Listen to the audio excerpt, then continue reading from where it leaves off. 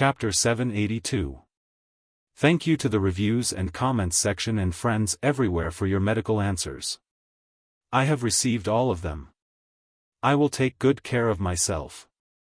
After the meeting at the end of the month and return to the Qing Kingdom, I will exercise with the leaders. I will live well and right for another 40 years. Please take care of me these days. The Abbey Dean's figure disappeared in the wind and snow. Eldest brother swayed slightly, as if he was about to fall and walk. More blood seeped out of his old cotton gown. At this moment, Yu Lian reached out and hooked his belt around his waist. She shook her head. He's right. Yu Lian said, even if you try your best to catch up with him, I can't. It's still meaningless. Even if you want to leave Chang and with him, you can't. Eldest brother said tiredly, then what should we do? Yu Lian said, since we can't catch up with him, we can only wait for him to be stopped. Eldest brother said, who can stop the Abbey Dean now? Yu Lian said, Chang An. Eldest brother looked at the crack in the clouds above Vermilion Bird Avenue and said, the city has been broken. It's just a crack. Yu Lian said, when the crack is sewn up, we can come together. Eldest brother said, it's not appropriate to let youngest brother bear such heavy pressure. Yu Lian said, although he's still very weak now, the city belongs to him since master has given it to him. That's the pressure he should bear. Eldest brother said, then we wait? Rest. Yu Lian loosened eldest brother's belt and held his arm, helping him walk to the side of the street. Chen Pipi squatted on the rubble by the street, his eyes red and swollen like rotten peaches on the West Hill. Yu Lian said, come and help him. Chen Pipi quickly wiped the tears off his face and came to help. There were ruins on both sides of the street. There was a sturdy silver building, only half of which had collapsed, with some broken eaves that could shelter them from the snow and rain. The three sat under the eaves, waiting for the final outcome. The chirping of cicadas in winter gradually quieted down. The snow rose again in the morning and danced with the wind. The dry snowflakes fell on the street and were blown by the cold wind. There seemed to be countless salt crystals rolling on the straight Vermilion Bird Avenue. In the wind and snow, the Abbey Dean's figure was as small as a flying swan, or as inconspicuous as a snowflake. However, Chang An was, after all, the god-stunning array left by the headmaster, so he was soon found. Countless houses in the 365 streets and alleys in the eastern city, as well as countless bricks and stones, all sensed the arrival of the Abbey Dean. An ancient aura emanated from the cracks of the bricks and the moss and snow. The 5 lakes in the western part of the city had also sensed the arrival of enemies in Chang'an.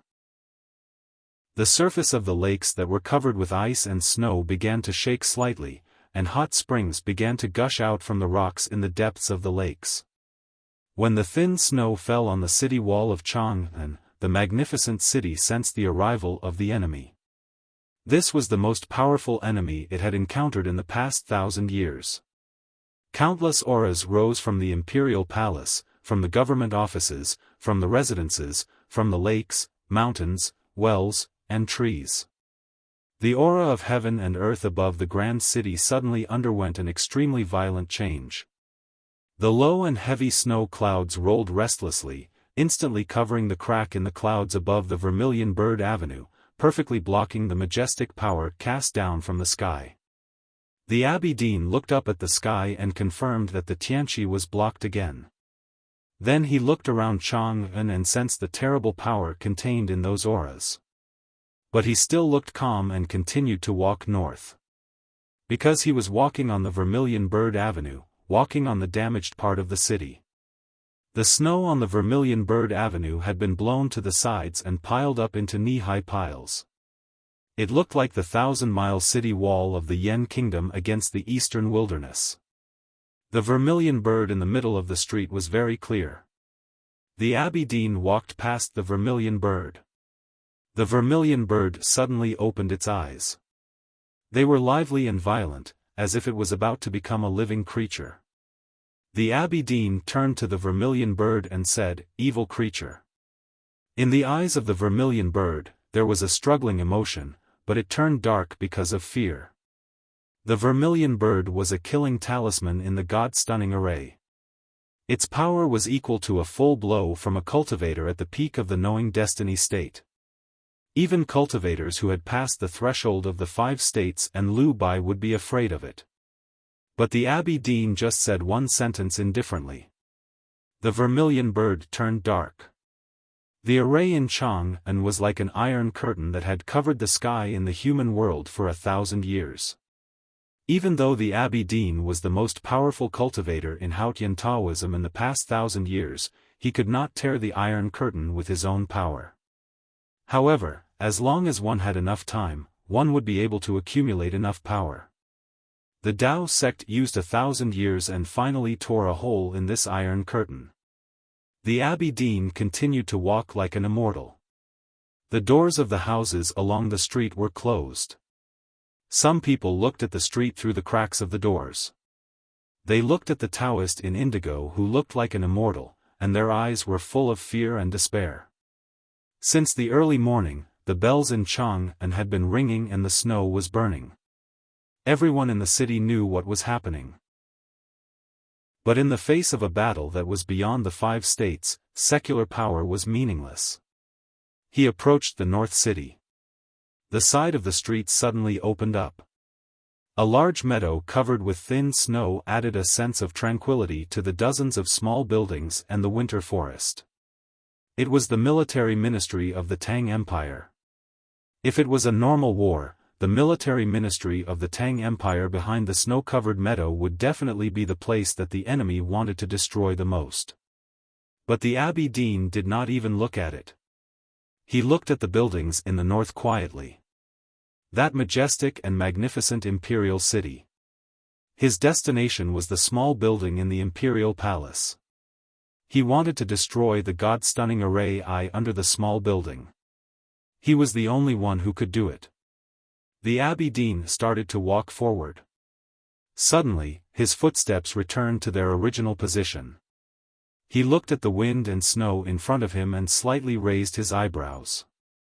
The wind and snow suddenly rose and then gradually condensed into 2 traces. The Abbey Dean's expression gradually became serious. The 2 traces condensed by the wind and snow were very strange. They were suspended in the air, neither dispersing nor falling. It was like someone had written 2 strokes in the air. It was not ink, but snow. Ning Ke had already woken up after meditating for a night by the Yanming Lake. When he woke up, his clothes and the lake and mountains around him had been covered by the first snow. It was a vast expanse of whiteness. He stood up.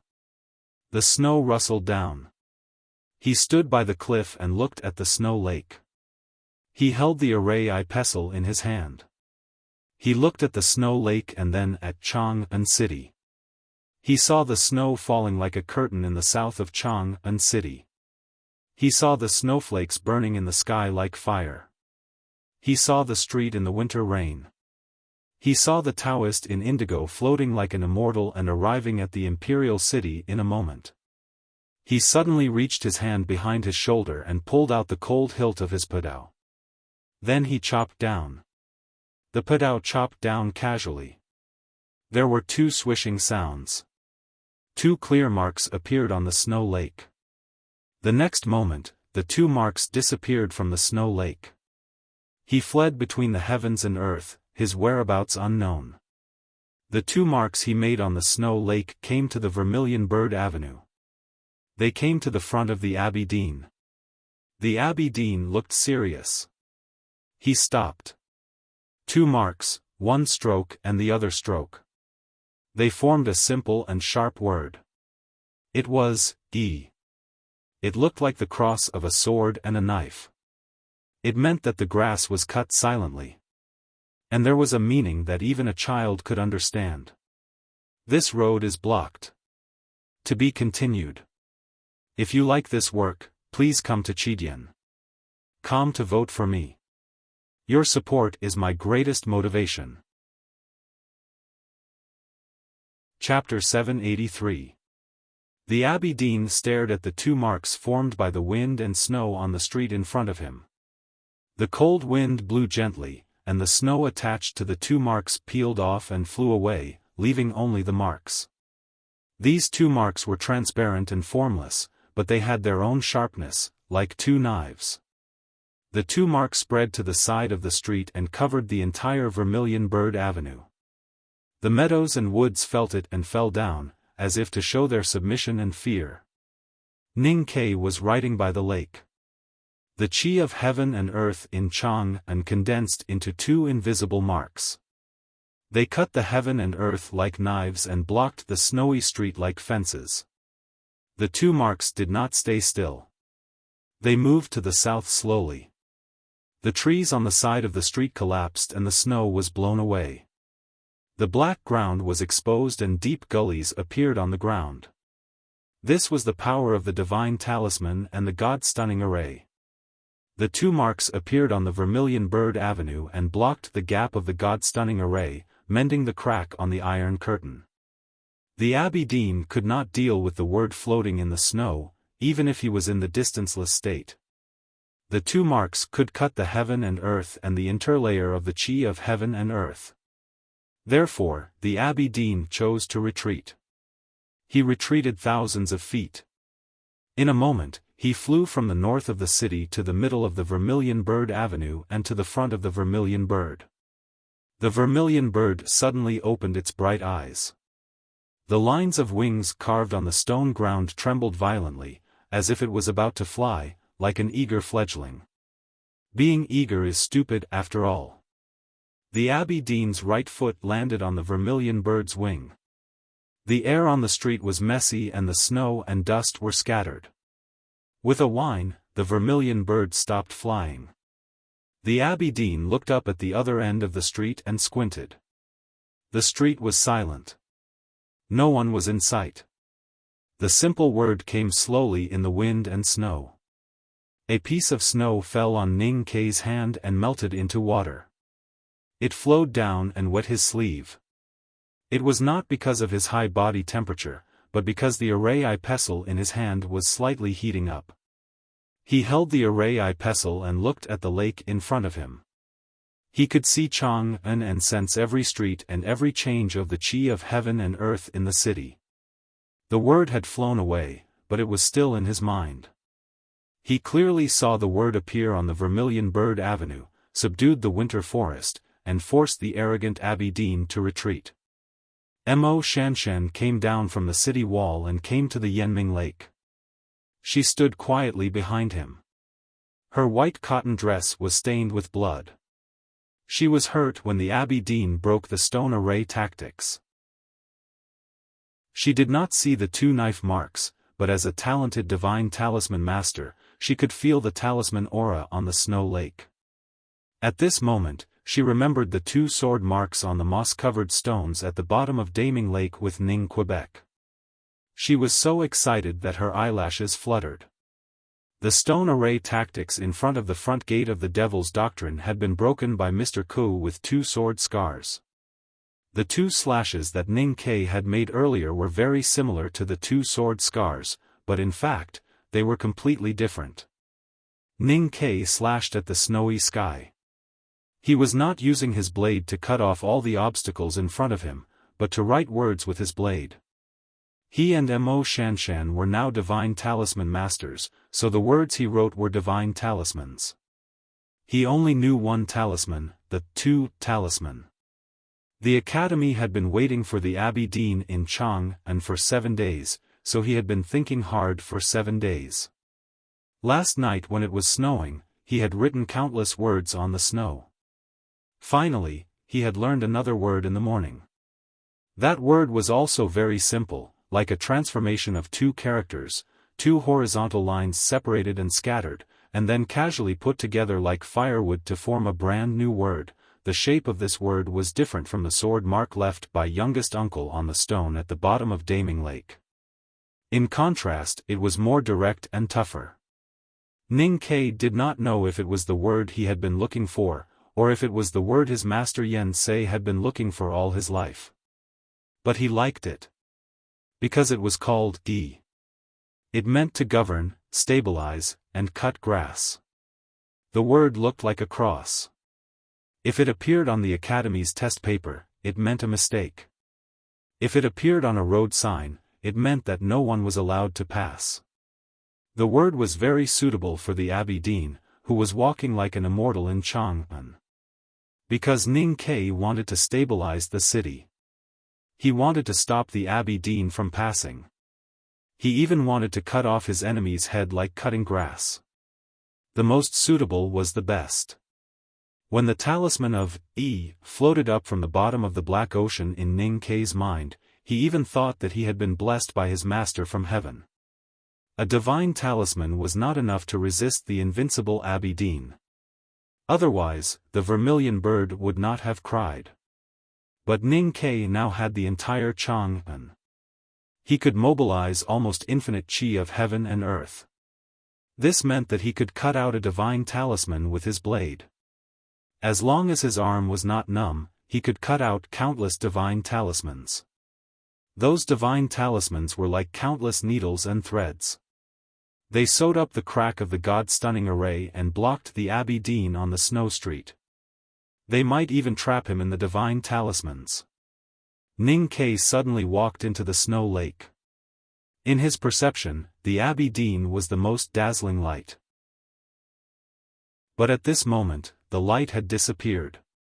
He did not know where it had gone. He had the God-stunning array and could observe everything in Chang'an accurately. Through the battle in the morning, he was sure that the Abbey Dean could enter the limitless state in Chang'an and teleport within a specific range. But he could not directly use the limitless state to pass through the entire Chang'an. Chang'an, which was left to the human world by the headmaster of the academy, had been torn apart by Haotian Taoism after 1,000 years. But the use of the qi of heaven and earth was still beyond the scope of the human world.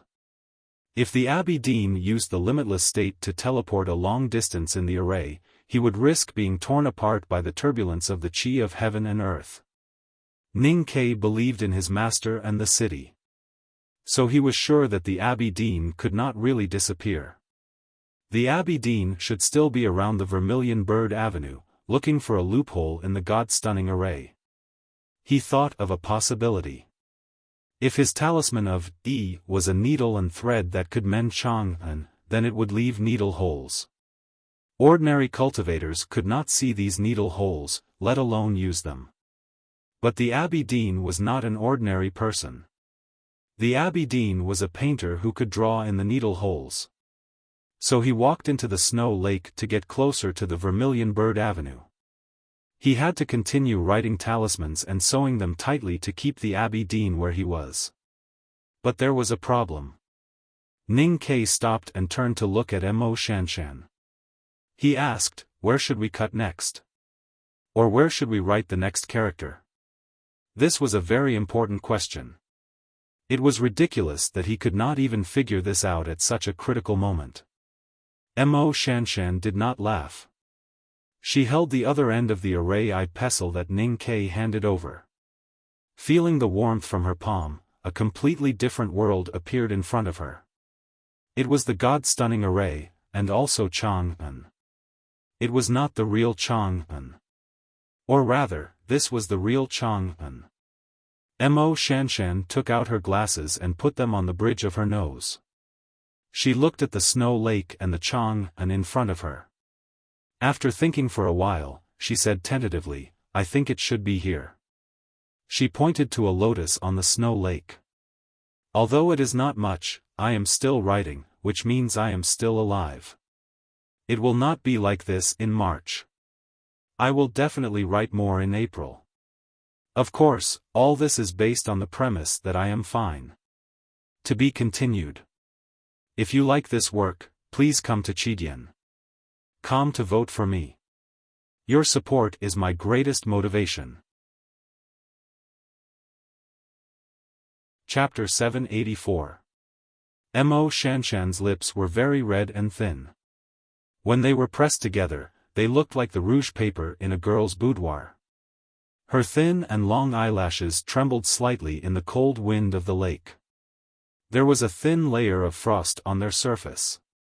When she put on her glasses and covered her eyes, the frost gradually melted like the light and shadow in her eyes. The round glasses and her soft and round face made her look very cute and interesting. Her eyes fell on the snow lake and saw a broken lotus. She pointed at it. The broken lotus was a small alley in the city. Behind the alley was a small pond and a market. The market sold all kinds of groceries and was named Lotus Pond. She was very talented in tactical arrays. These days, she learned about the God-stunning array from Ning, Quebec. At this time, holding the array eye pestle, she could see Chang'an City clearly. That broken lotus.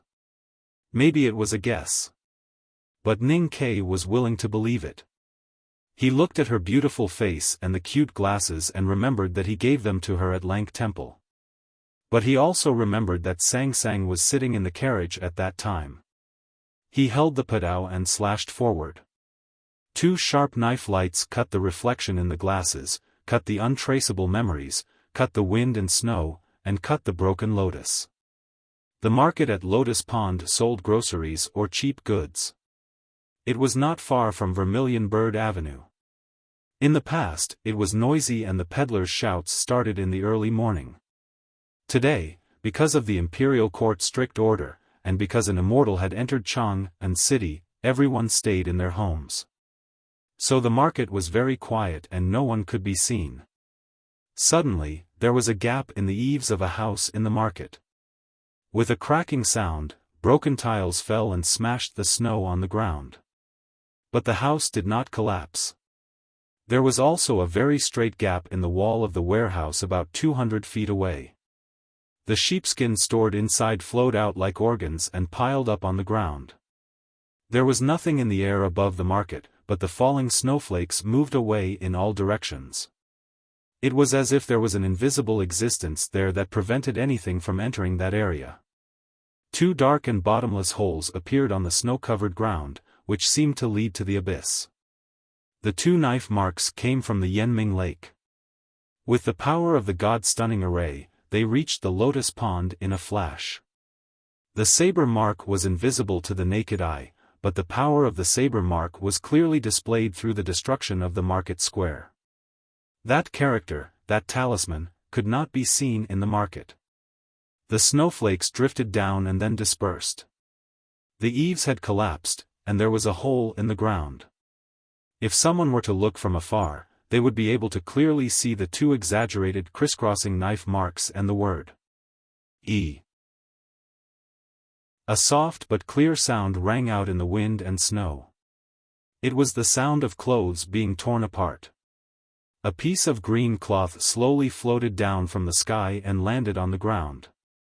The Abbey Dean showed himself and looked into the distance with an indifferent expression. No one knew what he was thinking. His green Taoist robe was fluttering in the snowy wind. The front part of his robe was missing. In the next moment, he stepped into the snowstorm again and disappeared without a trace. Ning Ke and Mo Shanshan had already walked across the snow lake and arrived at the north bank of the lake. The two of them held the two ends of the array eye pestle, looking like playmates who did not want to be separated. An unhealthy blush appeared on Mo Shanshan's white face. Then she coughed and pointed to the weeping willow by the lake. It was cold in winter, and the green willow catkins in summer had long dried up. They hung weakly in the cold wind and looked particularly decayed, like a frozen snake. Ning Ke wielded his knife again. Two knife marks cut the weeping willow by the shore into pieces. Then he tore through the wind and snow and escaped into the world, heading to another place in Chang'an. It was a side alley beside the Vermilion Bird Avenue. The alley was very ordinary, no different from the thousands of narrow alleys in the city. There was a common well at the entrance of the alley. The edge of the well was covered with fluffy snow, like a snow-ring dessert. Two knife marks came to the entrance of the alley. The talisman of E extended around with the help of the whole city. The accumulated snow on the edge of the well suddenly left the bluestone and floated in the air. It looked very strange, but in the eyes of innocent children, it was more like a dessert. With a light snap, the snow ring suddenly broke in the middle and became a straight snow rope. The rope made of snow blocked the entrance of the alley. The narrow alley was quiet and the falling snow was silent. Only when the wind came out of the alley could it be heard occasionally. A foot appeared in the wind and snow. The foot was wearing a cyan cloth shoe. The foot stepped on the snow rope and kicked out. It was a very simple kick, but it seemed to kick down mid-mountain. It was easy to hang upside down. The snow rope collapsed and broke into pieces. The Abbey Dean used the recoil force to float back and avoid the 2 knife marks. The wind and snow fell lightly. His feet landed deep in the alley. He finally raised his eyebrows. Mo Shanshan followed Ning Kai into the courtyard on the north bank of Yanming Lake. This was the first time she walked into Ning Kai's house.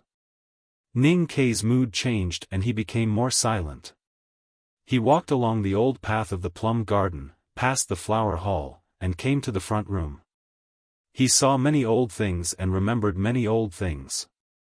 Then he looked up at the slightly deformed beam with an inexplicable expression.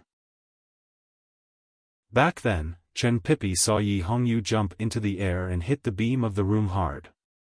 Later, when Xia Ho came here, the beam suffered a great deal of torture. But the beam still supported the house and did not collapse. Don't tell me you want to cut it here. I really don't want to. He looked at the beam and said. Mo Shanshan looked out of the hall.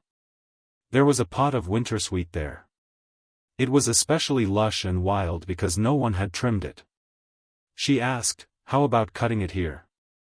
Ning Kai said with a smile, Yi Hongyu likes these plum blossoms. Sang sang and I don't care. After saying this, he waved his knife and cut the wild plum blossoms into countless pieces. A moment later, the pile of firewood in the backyard of a mansion in Chang'an City became an indestructible fence. A cyan robe was almost trapped by the fence and then cut into pieces like the plum blossoms. Ning Kai and Mo Shanshan walked all the way, cutting all the way. Cutting the knife meant writing and writing talismans. He cut out countless divine talismans with his padao to replace the damaged array intent along the Vermilion Bird Avenue. He also borrowed the endless aura of heaven and earth in Chang'an City to block the Abbey Dean outside the palace. The 3 from the academy sat beside the ruins of the southern part of the Vermilion Bird Avenue. They felt the changes in Chang'an City and the sharp talisman intent that appeared and disappeared in the side alley of the marketplace. They had complicated emotions on their faces. Youngest brother had not fixed the God-stunning array yet. But this replacement method was enough. The problem was that it was not enough for the academy and the Tang Empire. No matter what happens today, I will return to Haotian Taoism. Chen Pipi said with his head lowered.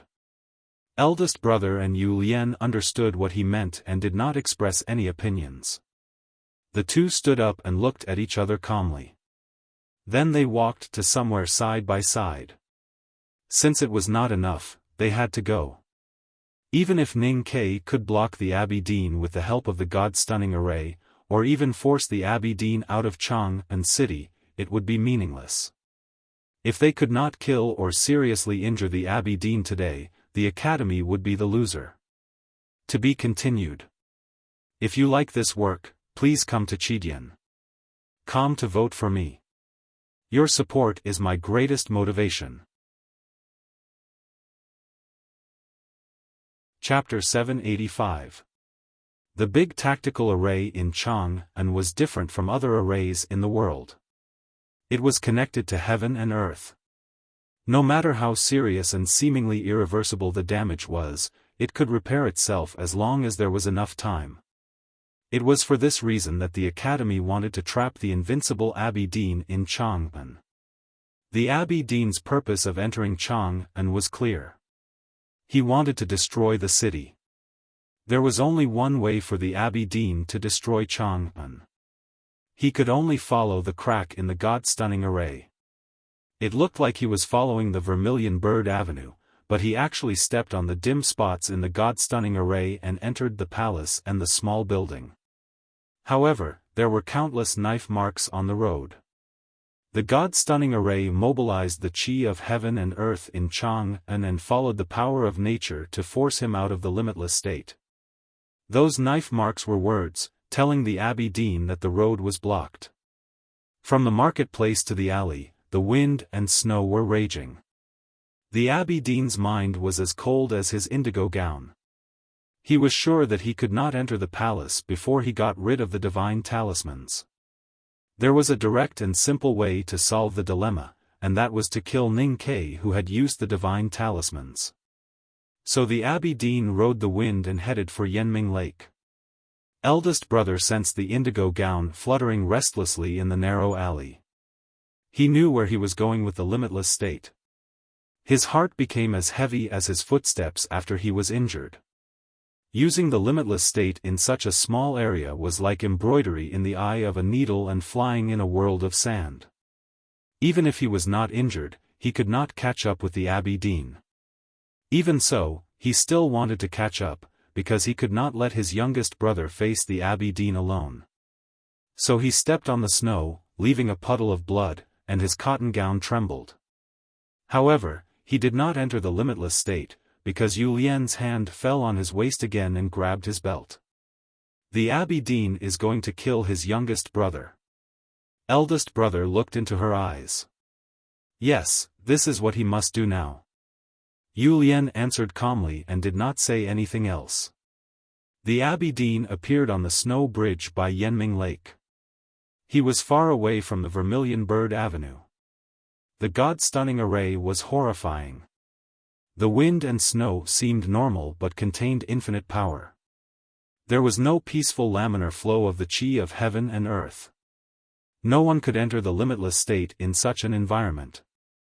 The Abbey Dean walked down the snow bridge, crossed the winter reeds and walked to the Yanming Mountain on the south bank of the snow lake.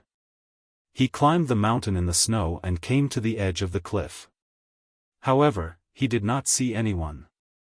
There were many messy marks on the snow. There were footprints and sitting marks, but most of them were scribbled handwriting. Some words were written with fingers, while others were written with withered branches. The Abbey Dean looked at the handwriting on the snow and understood what had happened here last night. But where was Ning Ke, who had written these words last night and comprehended that word, now? He looked at the surface of the lake, at the two clear footprints on the surface of the lake, the broken lotus, the broken willow branch, and the broken wintersweet. His eyebrows slowly rose. There was no trace of Ning Ke in his sense of perception and vision. This was against common sense because even with the help of the God-stunning array, it was impossible for him to completely avoid Haotian's sight. Someone was helping him hide his aura. It was probably the owner of the other footprint on the lake. A few small round stones fell on the street, smashing holes in the snow. They rolled all the way forward and hit the stone steps on the side of the street, making a crisp sound before slowly coming to a stop. Those stones were only the size of a fingernail. A deerskin bag could contain a lot of them. If they were used sparingly, they could cover the whole Chang'an city. Of course, this was an exaggeration. A faint aura overflowed from those small stones and melded with the tiles and stones around the street. Suddenly, it felt like the Great Blockage Formation in front of the front gate of the Devil's Doctrine. However, those stones were very round and had no edges or corners, which was interesting, different from the Great Blockage Formation. They did not blindly fill the sky and the earth, but rather covered everything gently. Ning Ke and Mo Shanshan walked through these small stones. They had already left the Yanming Lake, passed the closed bun shop, and arrived at the South City. I'm afraid that even the great divine priest of light who created the Great Blockage Formation did not expect that a genius girl of talisman Taoism could come up with new ideas and transform the Great Blockage Formation into this. Ning Ke said with a smile. There was no smile on Mo Shanshan's face, only worry. What should we do next? Ning Ke said, "The current situation seems complicated, but it is actually very simple. With the Abbey Dean's wisdom, I'm afraid that he has already figured out a way to break the situation. Now he is coming to kill me." Mo Shanshan said, "The Abbey Dean can also leave Chang'an City." Ning Ke said, "The Academy does not want him to leave unscathed. An invincible powerhouse outside Chang'an City represents the failure of the Academy and the Tang Empire. Fortunately or unfortunately, the Abbey Dean himself does not want to leave Chang'an City, because this is the best opportunity for him." Mo Shanshan looked at the tip of the shoes that kicked out the hem of her cotton skirt from time to time. She wanted to say something but stopped on second thought. Ning Ke knew what she was thinking and said, "Eldest brother naturally wants to save me, but third sister will definitely not let him come, because it is meaningless." Mo Shanshan looked up at him and was somewhat puzzled. "Unless I can trap the Abbey Dean with the God-stunning array, or find a way to choose the Abbey Dean from the world of Haotian, third sister will not do anything. I won't blame third sister, because if it were me, I would do the same. The Academy only has one chance, so we must cherish it." Ning Ke said, "Now I have to hide myself first, and then find the places where his footsteps fall. I hope I can trap him to death. Let's see who can be faster." Mo Shanshan did not say anything more. She stretched out her index finger and pushed up her glasses. Looking at a quiet alley in front of her, she said, "Write it here." Ning Ke looked at the alley and raised his knife again. The knife mark disappeared with the wind and snow, leaving no trace, just like the flash of complex emotions on his face. There used to be 2 mansions in this alley, one for civil affairs and the other for military affairs. One was the official of council's mansion, and the other was the Xianwei general's mansion. One was his, and the other was hers. In a mansion, an old house covered with cobwebs and dust collapsed. Ning Ke heard the sound of the house collapsing, but he did not look in that direction. He continued to walk forward with his knife in hand. Mo Shanshan followed beside him, throwing stones on the street. From Yanming Lake to Southern City, and then to Eastern City, the two fell and threw stones along the way, avoiding the Abbey Dean's eyes and looking for a way to trap the Abbey Dean to death. The second floor of the building of pines and cranes collapsed, and the plaque of Chenjinji Cosmetic Store was broken. Ning Ke no longer needed Mo Shanshan to point out the direction. He held one end of the array eye pestle and sensed the indigo robe floating in Chang'an City. He recalled the black umbrella that passed through Chang'an City years ago, and kept chopping. Finally, he returned to the familiar Lin 47th Street. He pushed open the closed wooden door of the old brush pen shop, looked at the long-lost calligraphy on the wall, and walked to the backyard. He took out his padao and chopped. A shrill cat's cry came from the wall, and the snow was kicked everywhere by the cat's feet. The well in the small courtyard broke, and the wall collapsed. To be continued. If you like this work, please come to Chidian.com to vote for me. Your support is my greatest motivation. Chapter 786. Aunt Wu's shouts and Boss Wu's scolding came from next door. Ning Ke looked at the broken well in front of him and smiled inexplicably. He turned around and left the old brush pen shop with Mo Shanshan. They walked back to Lin 47th Street and headed for the next place. He and Mo Shanshan walked in the streets like tourists who came from afar to appreciate Chang'an. They looked calm, but they knew that the current situation was very dangerous. The Abbey Dean still had the initiative. When the Abbey Dean felt that the God-stunning array could threaten him, he could easily retreat. But Ning Ke could only wait passively. He avoided the Abbey Dean's gaze in Chang'an. He felt that the Abbey Dean was getting closer and closer.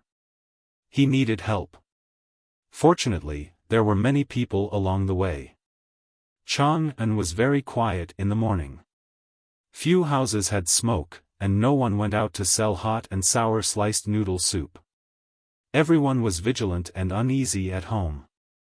It was like a calm sea. But it was still a sea. Ning Ke walked in the sea and hid his position with the help of the aura of the sea. The Abbey Dean's figure appeared again. He looked at the wind and snow. His cyan Taoist robe was badly damaged. There were even some wounds on his arms, but no blood flowed out. The talismans of Di appeared more and more. The cracks in the god-stunning array were gradually mended. The most important thing was that knife marks appeared one after another in the deepest places. Looking at the direction of the old brush pen shop, the Abbey Dean showed an admiring expression and said, "I didn't expect that you could figure out the origin of everything so quickly. It's a pity that it's too late." Ning Ke walked leisurely in the snow to find the place where the knife had fallen. But there was some sadness in the depths of his eyes. Occasionally, he would sigh about the past. Mo Shanshan's knowledge of fighting was taught by Ning Ke in the wilderness. She knew how cold and calm he was in battle. So she felt that his behavior was a bit strange. In such a tense battle, it was very unreasonable to sigh about the vicissitudes of life. If it were in the past, Ning Ke would never allow such emotions to appear in him. We rented the old brush pen shop together. We bought the yard at Yanming Lake together. We planted the lotus flowers on the lake together. She liked to weave little things with the willow twigs by the lake. Of course, I taught her that when she was young. Ning Ke said, she likes to buy clothes at the lotus pond because the things there are cheap. She only agrees to order noodles at the building of pines and cranes when she is happy. No matter whether she is happy or not, she likes to buy cosmetics at Chenjinji Cosmetics Store. These are all places she frequents. Mo Shanshan didn't know why he was talking about this. She connected it with the broken lotuses, willows, horizontal boards, old wells, and old walls along the way, and vaguely understood something. Now, most of the traces we left in this city are basically gone. Ning Ke looked at the brothel ahead and said, "But it's a pity." Mo Shanshan asked, "Why are you doing this?" Ning Ke said, "These days I have been thinking about a question. What method did Haotian Taoism use to tear a crack in the god-stunning array? He Mingqi is good at scheming and hiding, but his state is too low. Even with the Abbey Dean's guidance, he can't do it. I once guessed that Haotian Taoism used 1,000 years to come up with some method. But after seeing what the Abbey Dean did after entering the city, I found that he didn't have this ability. I can't understand the origin, so naturally I can't think of a way to repair it. Until just now, when you said that you want to cut the broken lotuses and willows, I suddenly thought of a possibility." He said expressionlessly, "Maybe she doesn't even know it herself. Anyway, the traces she left here are the problems we are facing now." Mo Shanshan was a little confused and said, "I don't understand." "You mean Sang Sang?" Ning Ke said, "Yes, Sang Sang. She is a part of Haotian. In a sense, she is Haotian. This city was used by the headmaster to deal with her. In the end, I brought her to this city and lived with her in this city for a long time. Intentionally or unintentionally, she has done many things." Mo Shanshan was very shocked and said in a trembling voice, "This is just a guess." Ning Ke didn't continue to discuss this issue. Looking at the brothel in front, he said, "Only by cutting off all the traces and aura she left in Chang and city can we hope to repair the god-stunning array completely. But if we knew that we had to cut off the past today, why did we come to Chang and that day?" After saying this, he smiled bitterly. Mo Shanshan looked at his expression and somehow felt bitter in her heart. The two of them held the array pestle in their hands. It seemed that they were holding hands, but actually it was not. The chicken soup calligraphy table in the House of Red Sleeves was cut into a pile of useless firewood. Ning Ke took Mo Shanshan to the Chow Mansion on the Spring Breeze Pavilion 2nd Street. The Chow Mansion was heavily guarded.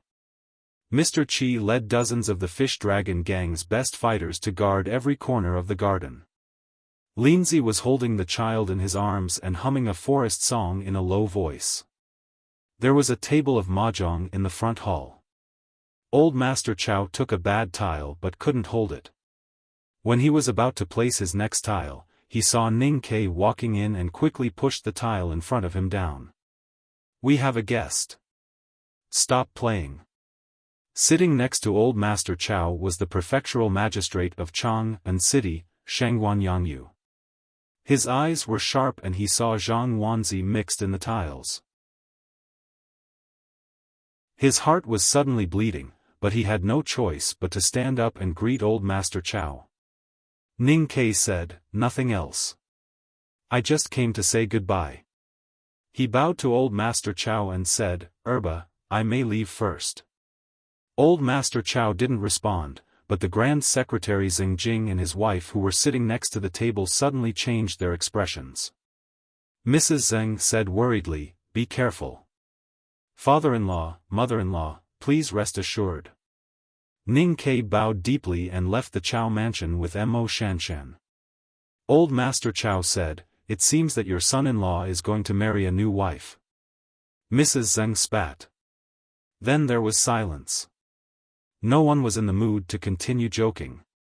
Everyone in the hall guessed why Ning Kei made a special trip to the Chow mansion. His only family in the human world was here. "I thought I had found the character, but I didn't find it until now. But I have seen the character, but I can't read it, so I can't write it. It's a pity that I realized it too late, or I could have fixed the God-stunning array. It's a pity that the character was so deceptive, or I could have tried to kill him now. It's a pity that Chang'an is so big that he still saw me." Ning Kei looked at the other end of the long street where the wind and snow were dancing. The figure of the Abbey Dean appeared in the wind and snow. To be continued. If you like this work, please come to Chidian.com to vote for me. Your support is my biggest motivation. Chapter 787. It had been snowing since last night. Chang'an had turned into a black and white cloth, embroidered with palace eaves, Taoist temples, lakes, and mountains. One of the roads was foggy and gloomy.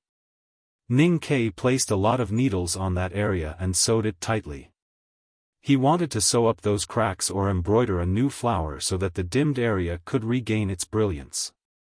Unfortunately, he realized it too late. He didn't place enough needles. The Abbey Dean could always find a place to stand and saw him before he fixed the God-stunning array. Ning Kei and the Abbey Dean saw each other from afar, separated by a long street that was covered by wind and snow. The Abbey Dean had been injured while walking through Chang'an. His Taoist robe was stained with blood, but he didn't fall. They didn't meet, but they had already met. The moment they met, the winner had been decided. Ning Kei knew he had lost. Mo Shanshan glanced at him and scattered the stones in the deerskin bag on the street. Then she left. He took the array pestle and held the hilt tightly. If it was in the past, he would have left immediately once he was sure he had failed. But he didn't do that today. It had nothing to do with courage, but confidence. Because he believed that he could win in the end. Because he was in Chang'an. The Abbey Dean glanced at the other end of the street through the snow and wind. The array pestle in Ning Kei's hand suddenly became extremely hot. The place where his palm touched the pestle made a sizzling sound, with green smoke and a pungent smell. This was the first time Ning Kei and the Abbey Dean had really touched each other since the morning. Only with the power of the God-stunning array could he not be controlled by the Abbey Dean's eyes. The power of the God-stunning array spread to the street through the array pestle, protecting his body and mind. The array pestle was a passage, which had endured an unimaginable amount of aura of heaven and earth and rapidly heated up. This kind of burning pain not only fell on his palm, but also fell on his heart. But he still looked calm and said nothing. Since it was hot, he could fight. Even in Chang'an, you are still too weak. The Abbey Dean's voice came from more than 10 miles away, which couldn't be covered by the snow and wind. Ning Ke looked at the other side of the wind and snow and said, "In Chang'an, I know everything, so you have never been able to catch up with me. Now I want to try and see if I can be omnipotent." As soon as he finished speaking, he drew his saber and slashed down. The psyche power in his sense of perception overflowed and spread to all directions of Chang and through the array pestle in his hand. It came to the houses in the 365 streets and alleys in the eastern city, to the green bricks and old stones that had weathered countless years of wind and rain, to the 5 lakes in the western city, and to the pavilions and terraces.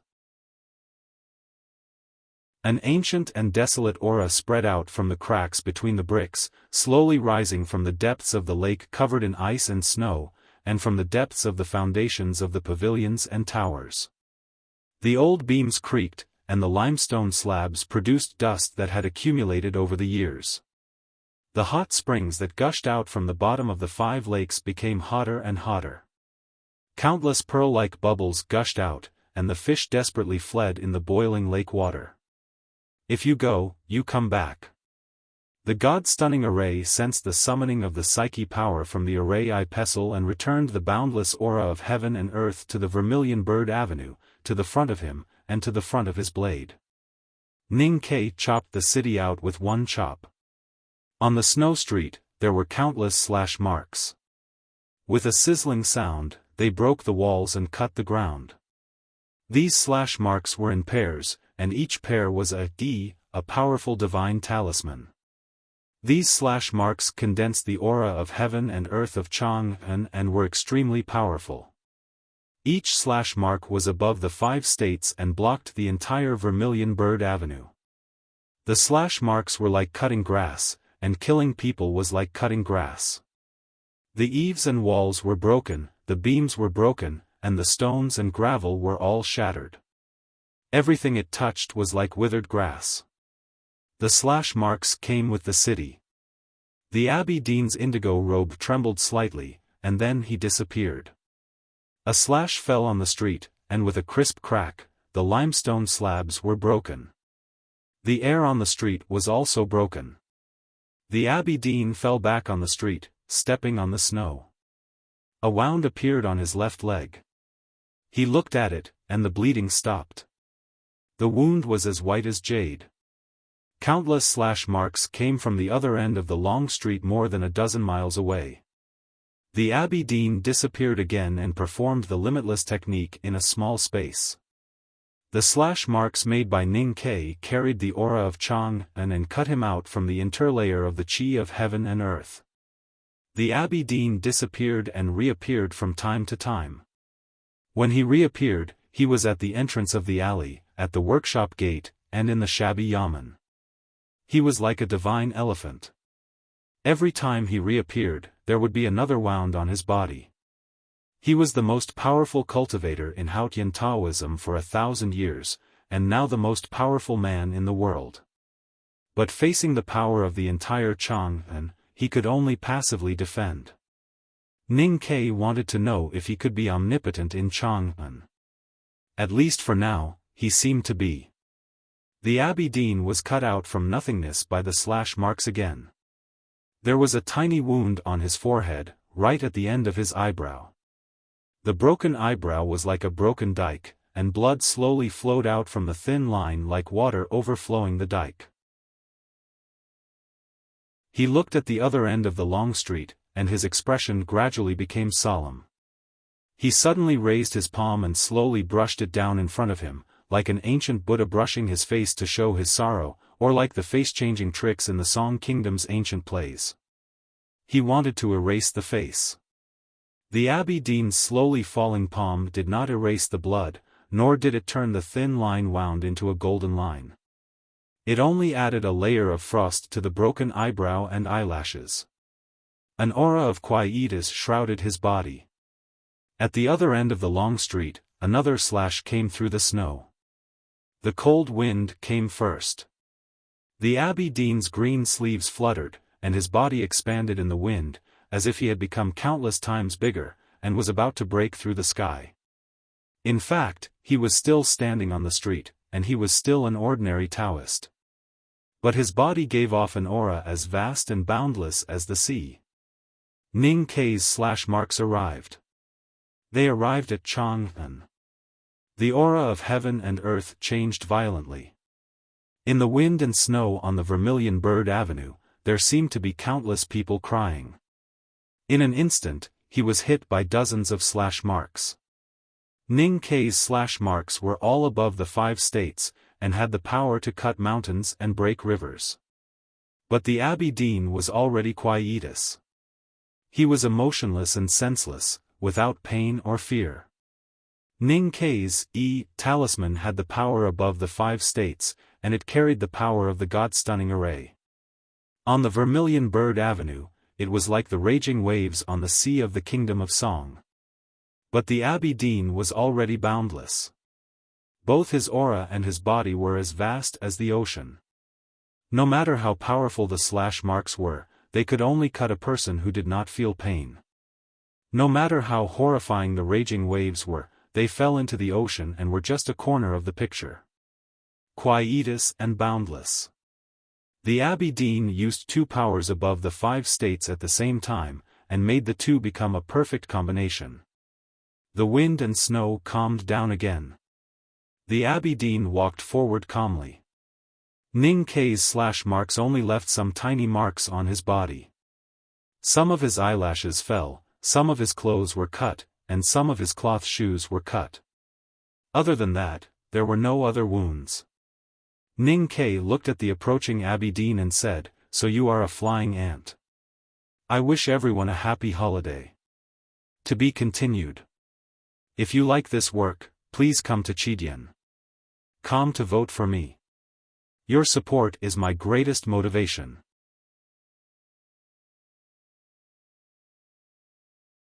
Chapter 788. At the bottom of the giant sinkhole in the western wilderness lived many serfs. They served the monks in the Xiankong temple and maintained the existence of that society. In Haotian's eyes, human beings living on the ground were actually serfs. They were like ants, repeating their boring lives without complaint.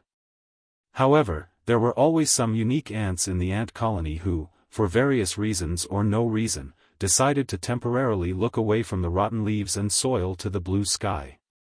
Seeing the blue sky would greatly change the lives of those ants. Some ants yearned for it because they saw it, some were angry because the sky was far away, and some were afraid because they saw it. They trembled and surrendered to the soil, feeling grateful for the gift from the sky. But no matter what the ending was, those ants were no longer ordinary ants.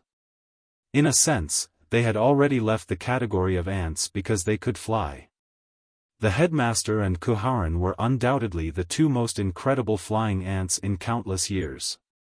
Ning Kei said that the Abbey Dean was a flying ant. He was not mocking him, but expressing his respect. Actually, there is something I have never understood. Abbey Dean, you have already transcended the mortal world and your vision is no longer in the human world. Then why don't you look at the blue sky again? Ning Kei looked at the end of the long street and asked seriously. The ideas of Haotian Taoism and the academy have never been interlinked. The headmaster and I have different ideas. Every beginning must have an end, and every cycle must have an end. That is the real cycle. The Abbey Dean's voice came from the wind and snow. Just like Chang'an, which the headmaster left in the human world. It is isolated from the heaven. No matter how powerful it is just a pool of stagnant water. Just like the talisman you are writing now. It is ferocious but has no way to return. So it is not perfect and has no choice. Then how can it stop me? Ning Kei looked at the wind and snow and said, "No choice. Isn't that freedom?" The Abbey Dean said, "No choice doesn't mean no choice." The aura and the array kept colliding. Countless thin and sharp lines appeared on the Vermilion Bird Avenue. The sound of bubbles bursting could be heard from time to time. The snow remnant talisman was broken. The Abbey Dean's voice came closer in the wind and snow. Even with the support of the God-stunning array, you are too weak to defend the city. According to your temperament, you should have fled a few days ago, but you're still on the street. This is a bit surprising. Teacher left this city to me, so I can only stay here. If I had understood it earlier, perhaps I would have repaired the God-stunning array 2 days ago. Ning Ke said, it's a pity that she has stayed in Chang'an for too long these years. I'm too lazy and let her do everything. As a result, she has been to too many places and left too much aura. From this point of view, the danger in Chang'an is our responsibility. You're right. If it were in the past, I would have escaped from Chang'an a long time ago. But since it's her and my responsibility, and she's dead now, I have no choice but to stay and shoulder it. Because she's my wife, I have to pay for it. The Abbey Dean knew who he was talking about and said, even though you know you can't defend it? Because we know, we have to defend. Even if we know we can't defend, we still have to defend. Ning Ke said, this is my Ji show. After saying this, he looked at the figure in the wind and snow that was getting clearer and clearer. He clenched the hilt with both hands, slightly bent his left knee, and tightened his body like a bow. Then he swung the blade down. He knew what the Abbey Dean said was right. He hadn't found that word yet, so he couldn't perfectly mobilize the God-stunning array. The only divine talisman he knew before was the 2 horizontal talisman, which represented cutting and absolute stubbornness. But it also represented the parallel opposition, and it was difficult to connect with the surrounding heaven and earth. Last night, he comprehended the talisman of E. The 2 parallel lines intersected and began to connect, so he could borrow the power of heaven and earth in the God-stunning array and possess the power of one of the 5 states. But the 4 corners of the 2 lines gradually drifted away from each other, unable to be recycled and could only gradually overflow. But he still wanted to give it a try, because he didn't believe that anyone could really fight against this 1,000-year-old city. The 2 blades broke through the wind and snow, whistling more and more fiercely. The Abbey Dean looked calm. He once again brushed his face with his palm. His indigo robe fluttered, and his aura soared to the sky. The perfect combination of immeasurability and quietus allowed him to integrate this war into another dimension. The array eye pestle in Ning Ke's hand was as hot as the lava in a volcano. He looked at the floating figure of the Abbey Dean on the other side of the street, and the psyche power in his body kept flowing out. The lake water was boiling, and the indigo bricks were trembling. The chi of heaven and earth in the entire Chang'an city seemed to be summoned by Ning Ke to the Vermilion Bird Avenue, and rushed toward the Abbey Dean. The sky above Chang'an city suddenly cleared up. The snow clouds that had been lingering since last night disappeared in a very short time, and the blue sky was revealed. The power of a city bombarded the Abbey Dean's body. Almost at the same time, countless thunders fell from the sky and bombarded the city. The Abbey Dean's figure was indistinct in the wind and thunder. The anger of Haotian and the power of the human world collided with each other through the bodies of the Abbey Dean and Ning Quebec. There was no falling snow, but there was the sound of falling snow. It was a blizzard. There was no wind, but there was the sound of howling wind. The entire Chang'an city was shrouded in the violent collision of the chi of heaven and earth, and the walls of countless buildings were shaken and cracked. No other sound could be heard except the horrible sound of the wind and snow. The wind and snow gradually stopped, and some of the scattered clouds came back. The sun above Chang'an city was a little dim. The Vermilion Bird Avenue was quiet, and the Abbey Dean and Ning Ke stood opposite each other. The distance between them was no longer more than 10 miles, but only a few dozen feet. Ning Ke could clearly see the Abbey Dean's face. He saw the scars on the Abbey Dean's face, the broken eyebrow and fingers. The Abbey Dean walked toward him. The round pebbles on the street rustled and moved to the sides. Ning Ke lowered his head and coughed.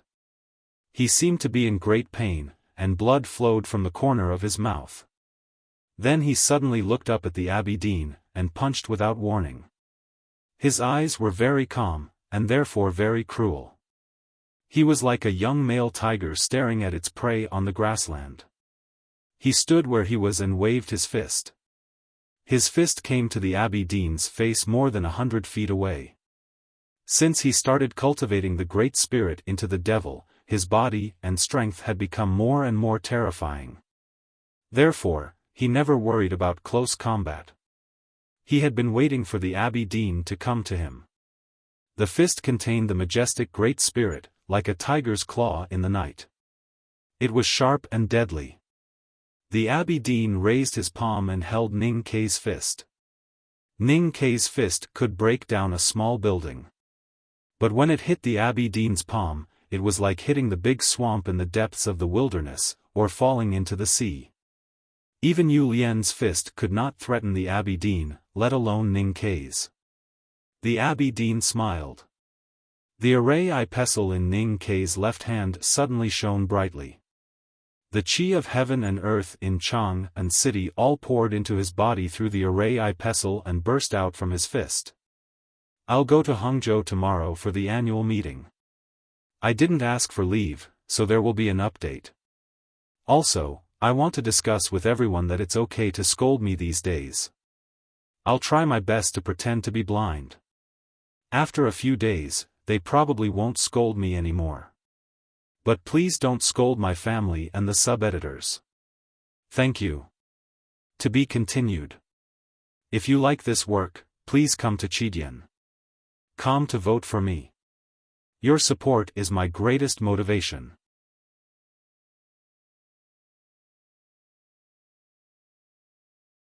Chapter 789.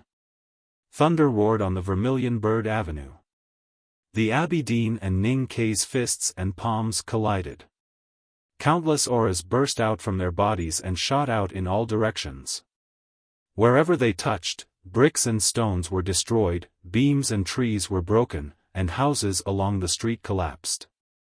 An unimaginable majestic power smashed into the Abbey Dean's palm from Ning Ke's fist. He was like a bridge that connected Chang and city and the Abbey Dean. The violent chi of heaven and earth rushed out from his bones and flesh, putting him under a great burden. He was suffering. His joints cracked, his eyelashes were slightly burnt, and his body trembled violently. Blood kept flowing out from his lips and fell on the snow. But he was smiling. The Abbey Dean's palm had 3 broken fingers, which were as clean as jade. At this moment, the fingers suddenly burst and blood seeped out.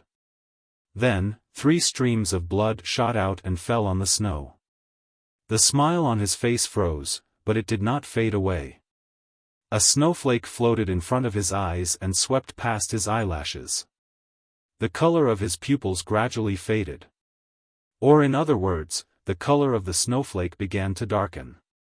It was gray. The Abbey Dean's eyes turned gray, like the haze above the abyss. This was the second time that his eyes turned gray today. It was the second time that he used the secret method of Haotian Taoism, gray eyes. The secret method of Haotian Taoism, the gray eyes, was specially used to suck the psyche power and spirit of cultivators. It was very evil and horrible. Prince Long Qing learned this method from the Sha hand scroll of the Tomes of Arcane, and then absorbed the peerless power of the Half-Man Taoist. That was how he became a powerhouse in the wilderness from a useless person.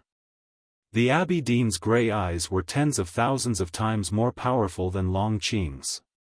Facing his gray eyes, which were like the bottom of a dry well, even someone as strong as Yu Lian felt angry and scared. What could Ning Ke do? He felt the horrible sucking power like a black vortex on the Abbey Dean and the wind blowing on his cheeks. His expression did not change, and he was calm as usual. He did nothing, because the Abbey Dean's gray eyes did not affect him at all. Both the psyche power in his sense of perception and the great spirit in his chest stayed where they were. The Abbey Dean could not take away any aura from him, not even the smell. The Abbey Dean raised his eyebrows. Ning Kai took a deep breath and his chest puffed up like a war flag being blown by the strong wind. The cold wind and snow in front of him were all sucked into his lungs. The blood that spurted out from the Abbey Dean's severed finger turned into a bloody mist and was sucked into his mouth. There were some blood stains on the corner of his lips. Apart from his own, the rest belonged to the Abbey Dean. This scene looked very strange. Ning Kai knew that he was no match for the Abbey Dean, even if he had Chang An behind him. From the very beginning, he never expected to defeat his opponent. He only hoped that he could fix the array of the astonished gods. That was why he was spotted by the Abbey Dean even though he was walking on the street. That was why he waved his blade and cut the talismans on the snowy street. He fought from afar and only wanted to keep the enemy more than 10 miles away. All these signs clearly showed his fear, which could not escape the Abbey Dean's eyes. Therefore, the Abbey Dean smiled calmly and approached him step by step. In fact, this was exactly what Ning Kai needed. In a large-scale battle with the city of heaven and earth as the battlefield, he could not find any chance to defeat the Abbey Dean.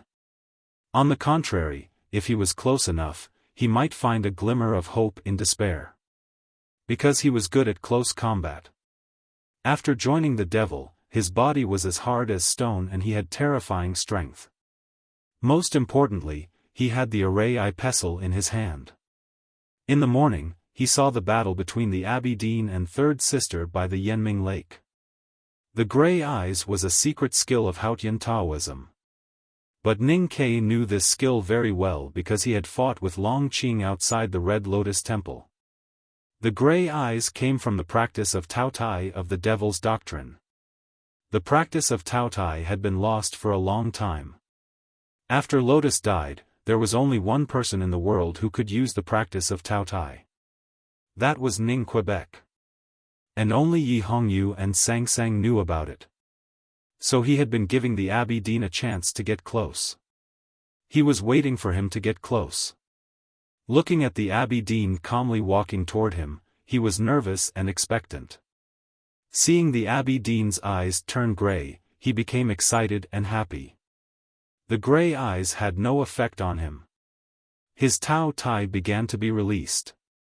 Like the greedy monster in the legend, it desperately swallowed everything in front of it. The cold wind filled with snowflakes and the mist of blood entered his mouth. At this moment, he seemed to have become a flesh-eating beast, sucking the Abbey Dean's blood and psyche power and spirit desperately. He even forgot to breathe. A faint red passageway appeared between him and the Abbey Dean. The Abbey Dean's abundant psyche power and spiritual aura quickly disappeared through the passageway and entered his body. Ning Kai's face was flushed, like a drunken man or the morning glow. His eyes were as bright as a golden pond, which was about to swallow the figure of the Abbey Dean. He clearly felt that a pure and clean aura, like water, kept flowing into his ocean of qi and mountain of snow, cleansing his body. He knew that was the most essential aura of the Abbey Dean. The practice of Tao Tai was far more powerful than the gray eyes. Once it was used, it was almost irreversible. Ning Kai looked at the Abbey Dean, who was close at hand, and smiled. It seemed that he was about to usher in an impossible victory.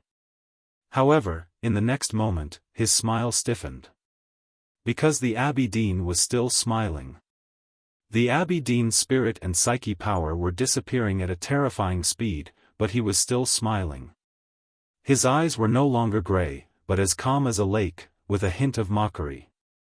His smile was still calm, as if he knew all the changes in the world. Ning Kai suddenly felt that the water-like aura turned into ice. It was not just a psychological change, but something that actually happened in the objective reality. The aura that washed his snow mountain, ocean of qi, and bone marrow like clear water suddenly turned into ice. Now it turned into countless ice shards and snowflakes, covering every part of his body. It was not because of the practice of Tao Tai that the Abbey Dean's aura changed. It was because another aura of the Abbey Dean was swallowed into his body. It was an aura of absolute quietus. Heat was a kind of movement. Coldness was the reduction of the intensity of movement. Quietus would bring absolute coldness. Looking at the Abbey Dean, Ning Ke knew that he was wrong. Any fighting awareness was meaningless in front of a huge gap in strength. Even if he used Tao Tai to fight back the gray eyes, he could not fight back as long as the Abbey Dean gave him a wisp of quietus above the 5 states. His body suddenly became stiff and cold, and he could not move. The snow fell on his face, as if it would never melt. His sense of perception began to freeze. His body and mind became a cold and dead world. He was connected with Chang'an, but he still could not break this world of quietus. Even the whole Chang'an city began to freeze. I was on the way today. I took a plane to a train and arrived in Hangzhou at night. I wrote this chapter last night. I hope the journey is smooth and not too tiring. To be continued. If you like this work, please come to Chidian.com to vote for me. Your support is my biggest motivation.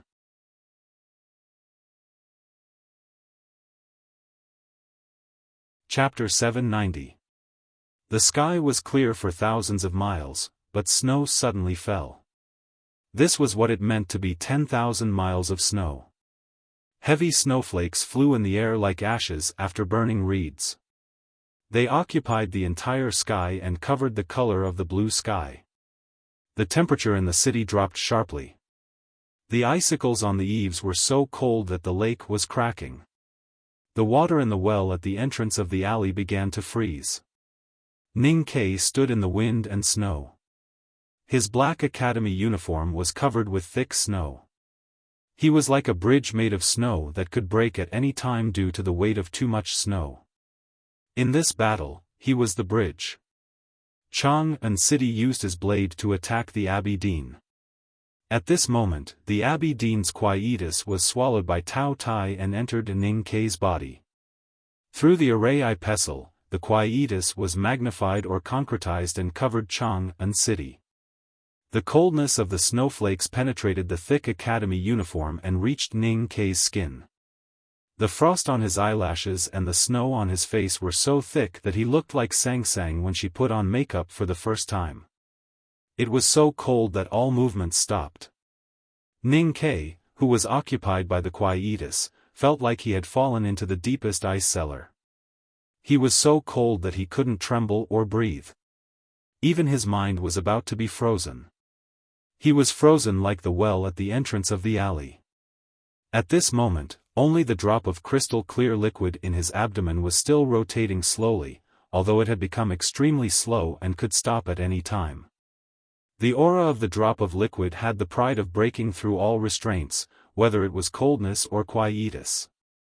At this moment, his sense of perception had become an ocean covered with ice and snow. Only a fragment was still shining in the bottom of the muddy sea. It was unwilling and violent in the face of the coldness falling from the sky. Ning Ke's great spirit was inherited from youngest uncle, and his fragment of consciousness was inherited from Lotus. Both of them were at the peak of their era, and both of them could compete with the Abbey Dean.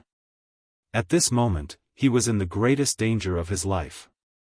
At the moment when he was closest to death, the great spirit and the fragment of consciousness that had saved him countless times broke out again. Ning Ke suddenly began to tremble. The frost on his eyelashes and the snowflakes on his face were broken and then shot away like sharp arrows, revealing his true face. A mouthful of blood spurted from his lips and dripped down. The blood was very turbid because there were many blood ice particles that had been frozen by the low temperature. The murky blood dripped onto his clothes and onto his left hand.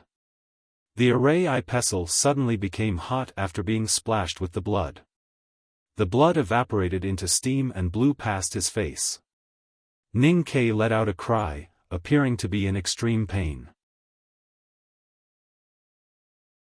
The ice armor on his black academy uniform was shattered, like snow being brushed off a stone bridge, revealing his true appearance. He suddenly opened his eyes. His hands trembled slightly as he exerted his strength to break through the ice and snow. Then, he let go of the saber. He had to seize this moment of awakening. He held the two ends of the array pestle with both hands and swept it horizontally in front of him in the snowstorm. Two lines were drawn in a single sweep, two perfectly parallel lines. The fierce talisman intent suddenly burst out in the wind and snow. Two horizontal character. Under the cover of talisman intent, Ning Ke stepped on the ice and snow, leaped backward and rushed dozens of feet away. The Abbey Dean had proven that he was invincible. Even though he had a city, he was still no match for him. He had almost died from a single glance. Therefore, all he wanted to do now was to leave. The further he stayed away from the other party, the better. On the Vermilion Bird Avenue, two fierce talisman intents appeared, like two refined sharp blades. The Abbey Dean raised his right arm and pointed with his finger. Know the masculinity and defend the femininity, known as the stream of the world. Know the black and defend the white, known as the style of the world. Know the glory and defend the humiliation, known as the valley of the world. The Abbey Dean used the finger of the world. The finger intent completely ignored the two talismans on the snow street and flew away. Ning Ke was still moving backward, and a bloody hole appeared on his knee. He fell backward, and a bloody hole appeared on his shoulder. After several soft sounds, 7 bloody holes appeared on his body. The Abbey Dean used 7 fingers, which coincided with the will of heaven, to cut off humanity. To cut off one's way of survival. Fresh blood flowed out and stained the white snow under Ning Quebec. At this moment, he could only sit in an extremely ugly posture and had no strength to wield his blade. The Abbey Dean said, "Ingenuity is a small skill." Ning Ke understood that the Abbey Dean was commenting on the previous battle. He had to admit that the Abbey Dean was right. No matter if it was showing weakness or luring the enemy to get close, it was not a great way for a real battle. Your current state is still far from the real great way. No matter how strong your desire is, it can't make up for it, not to mention that you have taken a wrong path. The Abbey Dean walked slowly, and the wind and snow parted him. I have seen your calligraphy. It is different from others. I don't like it, because you don't know how to use a clumsy brush. And that word is too heavy, so you have to use a clumsy brush. Ning Ke raised his arm with some difficulty and wiped off the blood on his chin. He said, "If there is a chance in the future, I will remember your teachings and learn how to use a clumsy brush." There is no future.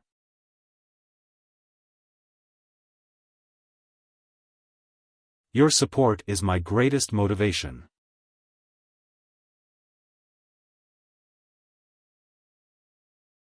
Chapter 791. Since the beginning of the war, the Tang Empire had been burning everywhere. The most tragic place was the northern frontier. The cavalry of the Golden Tribe Royal Court from the wilderness had been fighting with the northern battlefront army. Endless blood had been shed for every ranch and every town. The most tragic place was the eastern frontier. The northeast border military of the Tang Empire had been ambushed by the Yan Army and the Eastern Wilderness Cavalry in the capital city of Qingjing. Although they had made the enemy pay a heavy price, they had no more soldiers to use after this battle. The border was wide open, and the invaders' horses trampled on the fertile soil. The most dangerous place was the southern frontier. The Qinghe prefecture had rebelled and General Su Shi had died. The southern battlefront army had rushed back from thousands of miles away, but it was too late. The disciples of the academy had fought against thousands of enemies and were all seriously injured. The main force of the West Hill Divine Palace could break through the verdant canyon at any time and enter the central area. The Wei and Si River valleys, the richest and most central area of the Tang Empire, had not been affected by the war yet. The Tang Empire, which was famous for its efficiency, had begun preparing for the worst situation a few days ago. The stored food from all counties had been sent to Chang, and by caravans. At the same time, they had begun to evacuate people. People in the suburbs of the capital had already been evacuated into the city. Although the evacuation was carried out in an orderly manner and the evacuated people were not that miserable, they were still refugees of the war and could not enjoy a good life. Hundreds of thousands of refugees who had entered Chang'an chose to stay with their relatives and friends. Those who had no relatives or friends in the city were forced to stay with the families in the city by the prefectural magistrate. Haichuan County of Tianbao Prefecture was very close to Chang'an. The young man from the countryside, his mother and younger sister were from Haichuan, but they had no relatives or friends in the city. Therefore, they were arranged to stay with a family in Sanyuanli, which was close to the Vermilion Bird Avenue and usually had spare rooms. This arrangement was more appropriate. The young man from the countryside had been living in this family for several days. Every day, he had 2 hot meals to eat. Although he was living in a woodshed, and the master had brought several blankets, he was still living under someone else's roof after all. There were many inconveniences. Who wouldn't miss the hot kong, pickled vegetables, and fatty meat at home? This was the arrangement of the imperial court, and the government had promised that all expenses would be refunded afterwards. At such a critical moment, this family in Chang'an would not have any objections.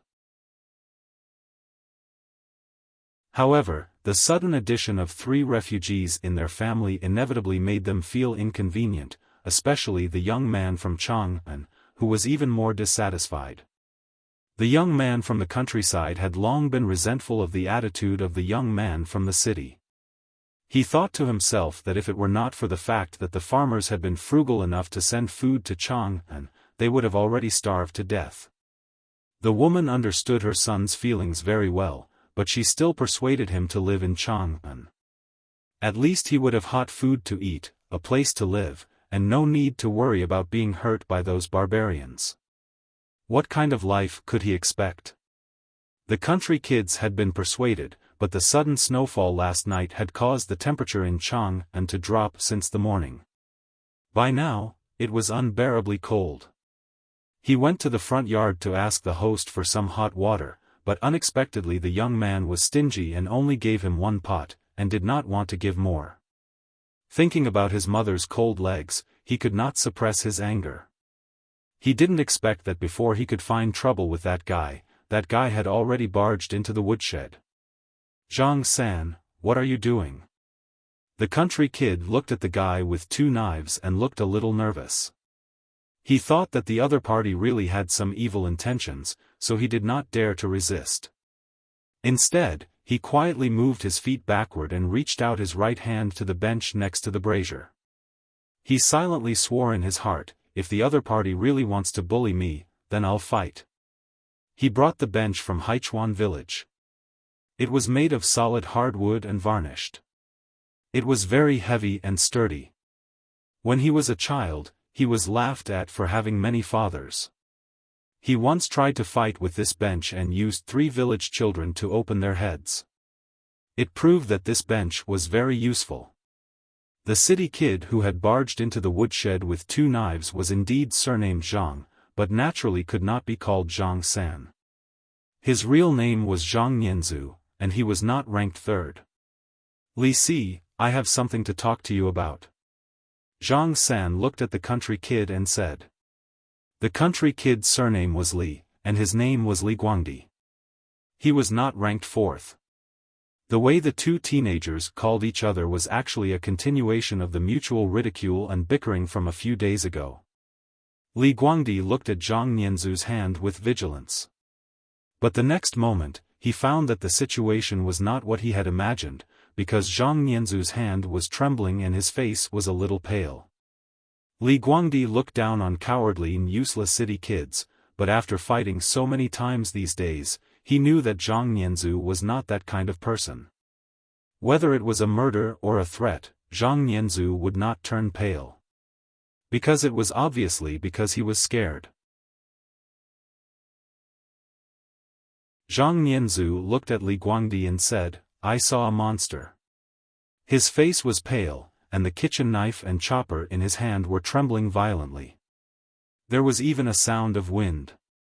Zhang Nianzhu swallowed with some difficulty, looked at Li Guangdi and continued saying, "My family is very afraid, and no one dares to fight that monster on the street, but I want to try." Li Guangdi was a little confused and asked, "What monster?" Zhang Nianzhu said, "A guy in cyan clothes, with only 2 fingers on his left hand, but he can walk half a street with 1 step, and he can summon the wind and rain. He is a monster no matter how I look at it." Hearing this, Li Guangdi knew what he was talking about, and his face suddenly became ugly. Since a few days ago, the Chang and local government, the shops, and the men of the Fish Dragon gang had issued warnings to every family and yard. Although he lived in the woodshed with his mother and younger sister, he also knew what would happen today. The morning snow fell, and there was no smoke. Chang'an City seemed to be empty today, but in fact, everyone was nervously and uneasily waiting for the result of the war at home. Li Guangdi woke up very early. He stood in the snowstorm in the backyard and saw many scenes that he had only heard of in stories and legends. He saw the cracks in the snow clouds, he saw countless bolts of lightning falling from the sky, he saw the rain that fell in the middle of winter, and he also saw the burning clouds. He was very afraid, so he stopped watching and began to complain to his mother about the lack of hot water, trying to suppress his fear with his hatred for the boy in the city in the front yard. Although he was just a teenager, he was a Tang. He felt that this kind of fear was very shameful. Li Guangdi never thought that Zhang Nianzhu would be so daring to peep at the battle on the street. Thinking back to his previous fear, he felt his face burning up. "Why are you telling me this?" In order to hide his shame, he glared fiercely at Zhang Nianzhu. Zhang Nianzhu really didn't like hearing his Haichuan accent, but thinking about what he was going to do next, he suppressed the urge to make fun of him and swallowed the saliva that kept gushing out of nervousness. That green-robed demon is very terrifying. Even the teacher from the academy can't beat him. He said, "I'm ready to go, but the old men in the front yard are too timid. They don't dare to go with me, and they won't let me go. I think you at least have some courage. Do you dare to go with me?" Li Guangdi asked, "What for?" Zhang Nianzhu said, "Go and help." Li Guangdi asked, "How?" Zhang Nianzhu raised the 2 knives in his hands and said, "Chopper and kitchen knife, you choose first." To be continued. If you like this work, please come to Chidian.com to vote for me. Your support is my biggest motivation.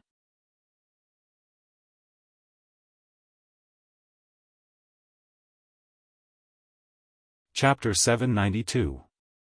Li Guangdi was stunned. He looked at the 2 knives in his opponent's hands and did not know what to say. Zhang Nianzhu said anxiously, "We are about to lose. What are you doing here?" The woman finally understood and was scared. She said, "You are so young. What can you do to help?" Zhang Nianzhu waved the knife in his hand and said, "If you have a knife, you can cut people. I have seen many duels in Chang'an and blood. I know how to cut people." Li Guangdi hesitated and looked back at his mother. He did not have a father since he was a child and was very filial to his mother.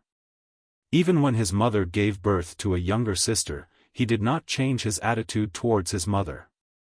Zhang Nianzhu was a little angry and said, "Country people are really cowards."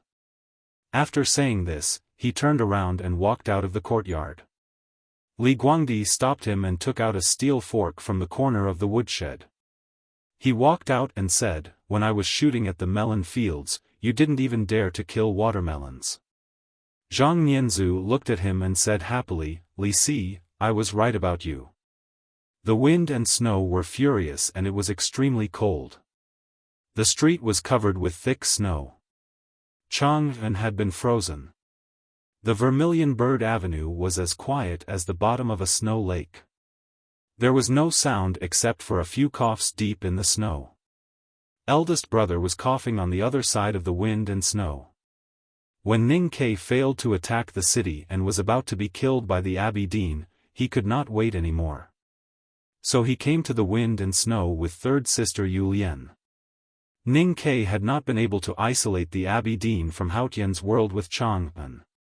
This was definitely not the opportunity that Yu Lian had been waiting for. So they failed again.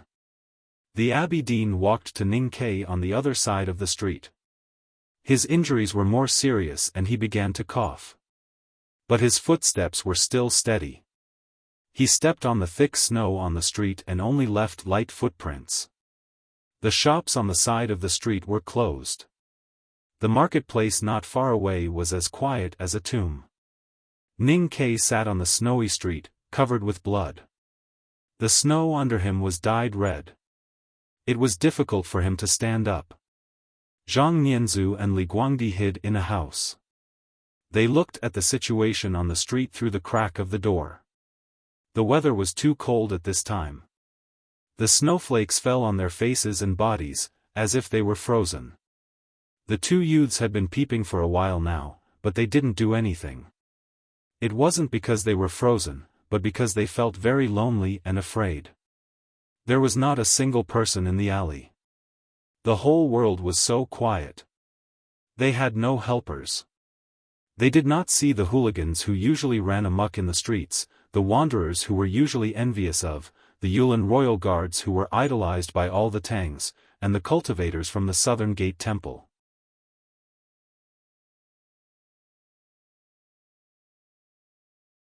But it was not funny. Chang'an was quiet, but of course there were people. In the streets under the morning snow, countless eyes were watching the movements on the Vermilion Bird Avenue. The Abbey Dean knew it very well. Walking in the snow, he could clearly feel the hostility behind the door cracks. He didn't care, because although this war was happening in the human world, it had already gone beyond the scope of the human world. No ordinary people were qualified to participate in this war. The fact that the Academy and the Tang Imperial Court didn't use any military power in today's war was proof. So when he saw the two teenagers rushing to him with knives and forks in their hands, he was a little surprised. The Abbey Dean's expression froze, and then he understood and calmed down like the snow melting. He looked at the two teenagers and smiled. It was not mockery, but pity. But there was no respect either, because that was the value of the secular world. He was the spokesperson of Haotian. He looked at the two youths as though he was looking at ants on the ground from a high and mighty Haotian.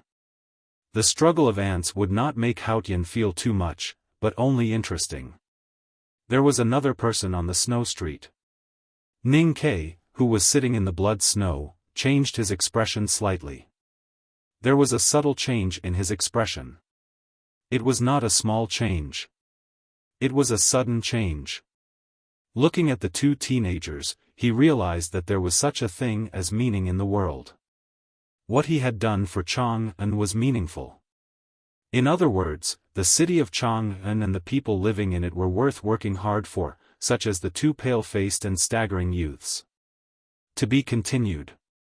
If you like this work, please come to Chidian.com to vote for it. Your support is my biggest motivation.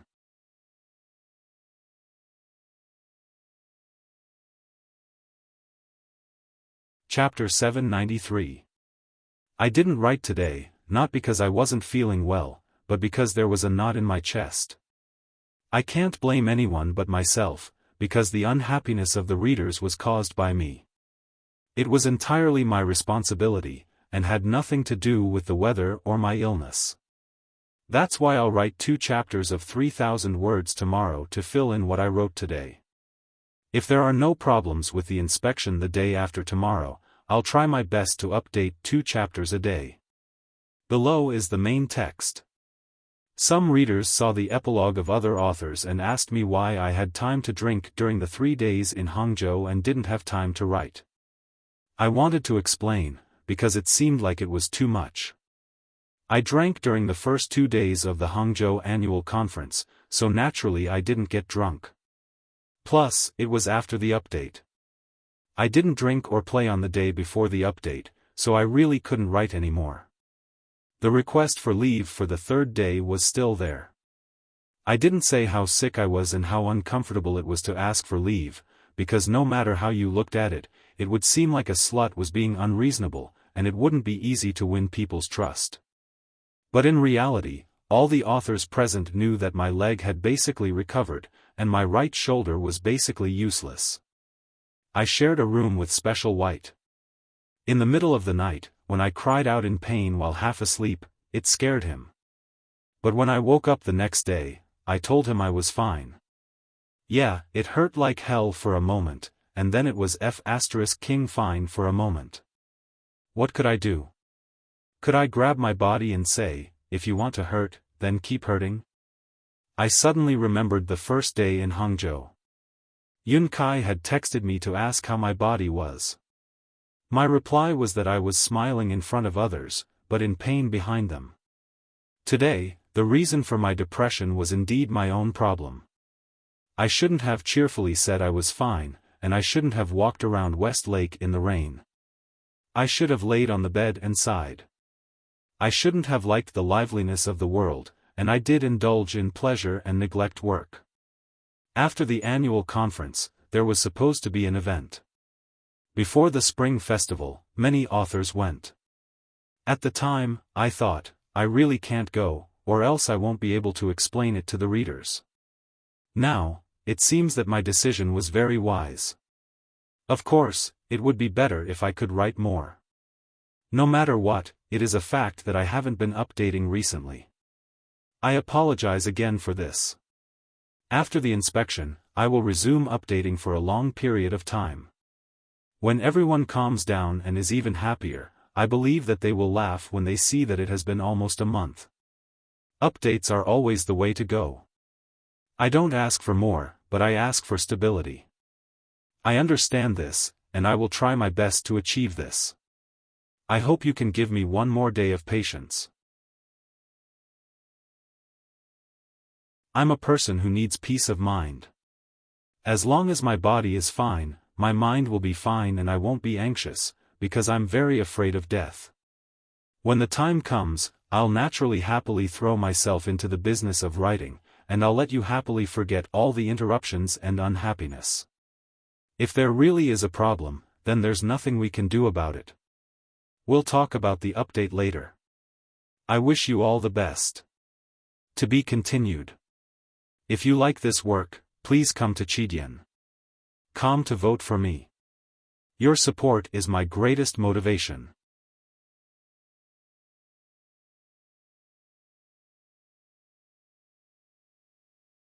Chapter 794. Yes, after I finished writing the previous chapter, I suddenly realized that after I explained it, I was no longer depressed. I regretted it. I wanted to write, but I didn't want to be scolded again and again. I'm going to write. There will be an update today. I don't know when I can write it. Anyway, there will be an update. To be continued. If you like this work, please come to Chidian.com to vote for me. Your support is my greatest motivation.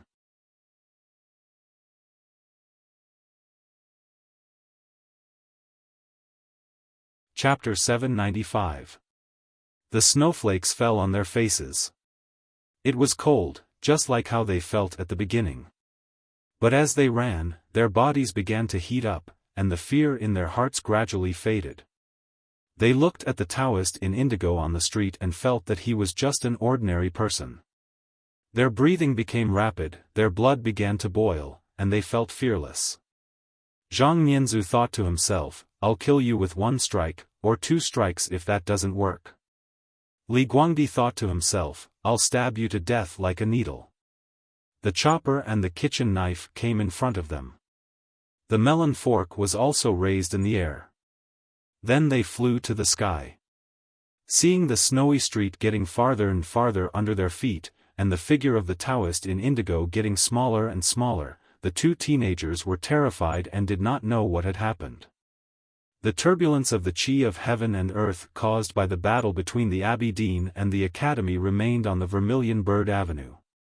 The seemingly calm wind and snow contained so much power that ordinary people could not even get close.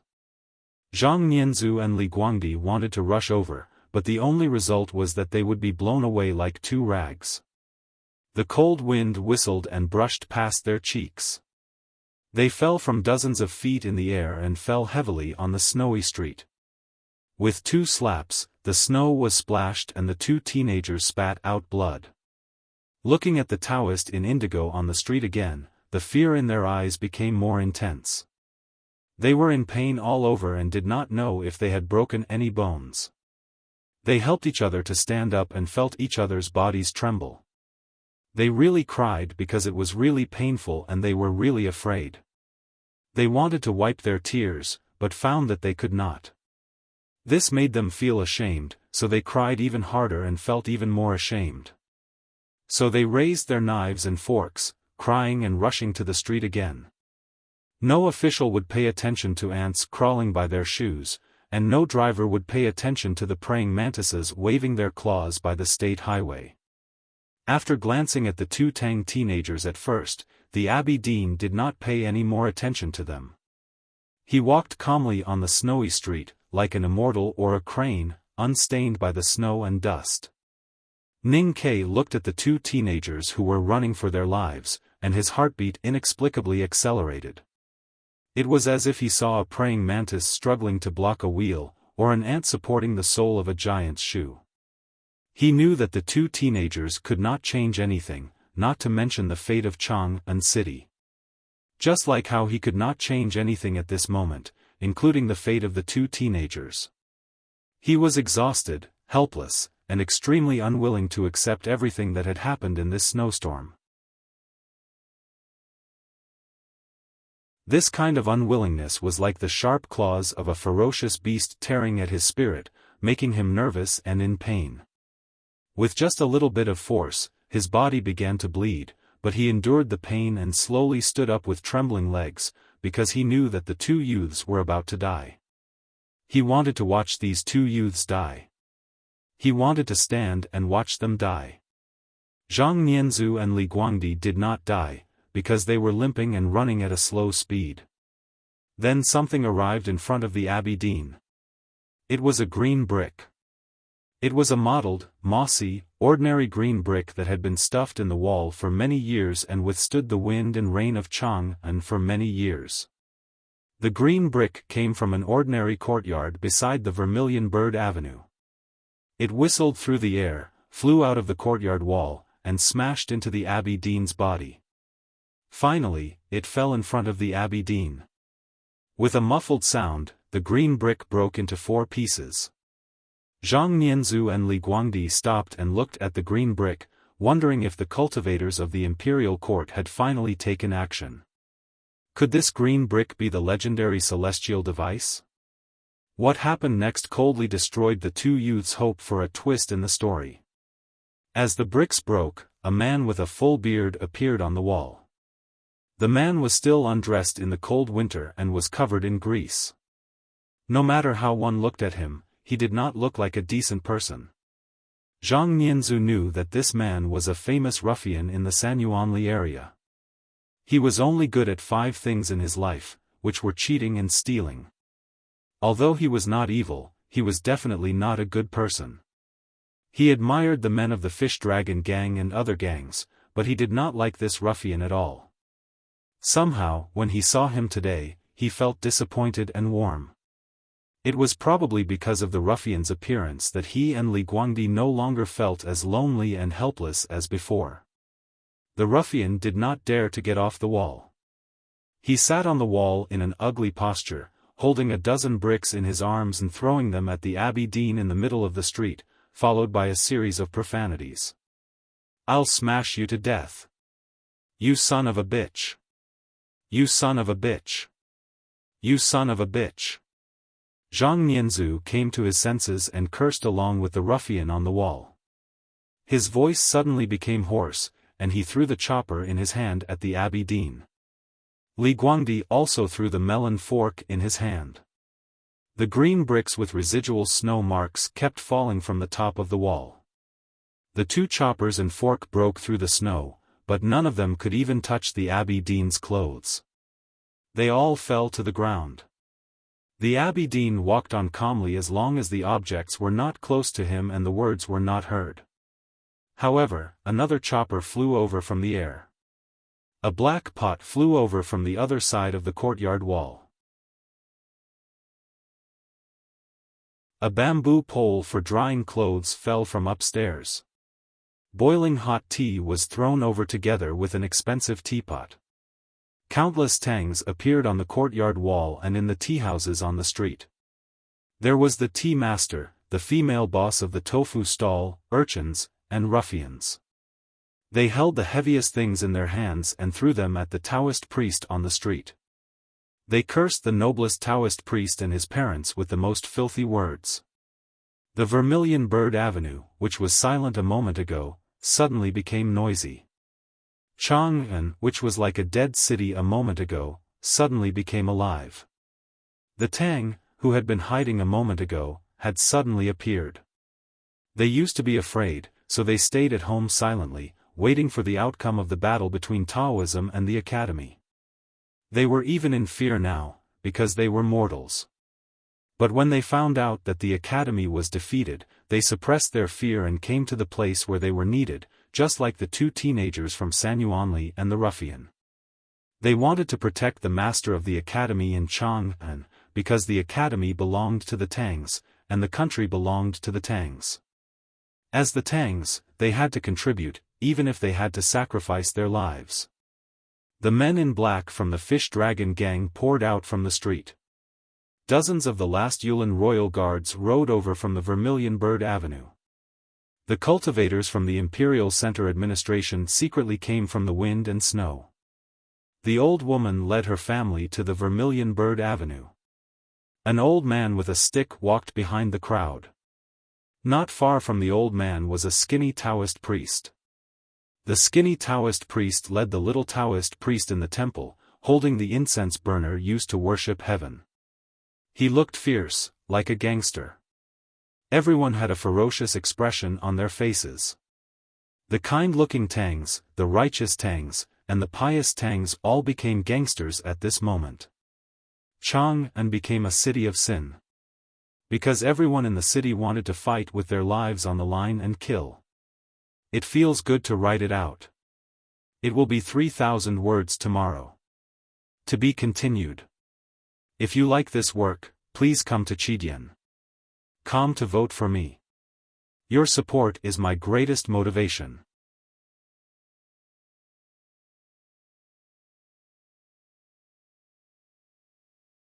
Chapter 796. A little earlier, Ning Ke left the Spring Breeze Pavilion Chao Mansion and walked towards the Vermilion Bird Avenue, leaving behind the worried Xingjing and his wife and old Chao who acted as if nothing had happened. Chao Xiaoshu left Chang'an with Lu Vi and the cavalry of the Valiant Cavalry Battalion. However, the Chao Mansion was still bustling with people.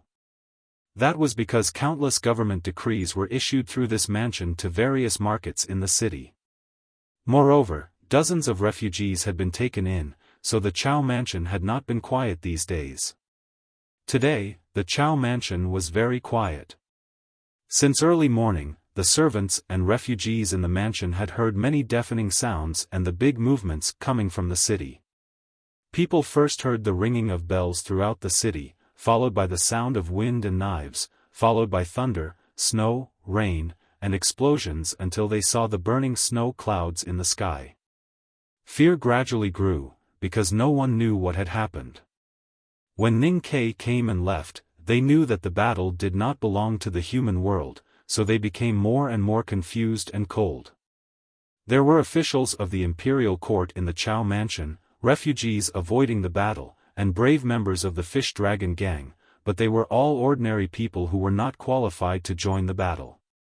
The courtyard was shrouded in a long period of silence.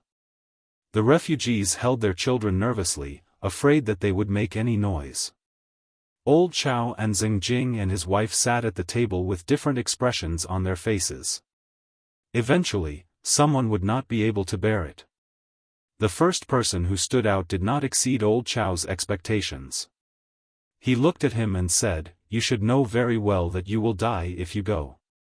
Mr. Qi replied, Ba, when have you ever seen me afraid of death? Chen 7, who had been standing quietly by the window, turned around and looked at his fourth brother. He frowned slightly, showing that he did not agree. He was about to say something to stop him, but old Chow waved his hand. If you want to go, then go. Do you need an old man like me to agree to something like this? Mr. Qi smiled, turned around and walked out of the Chow mansion with dozens of members of the Tsingyi gang. Chen 7 said after a moment of silence, there is no point. Old Chow knew what he was talking about. The battle happening on the Vermilion Bird Avenue had already gone beyond the scope of the 5 states and could not be affected by secular forces. The Academy could not defeat the powerful enemy.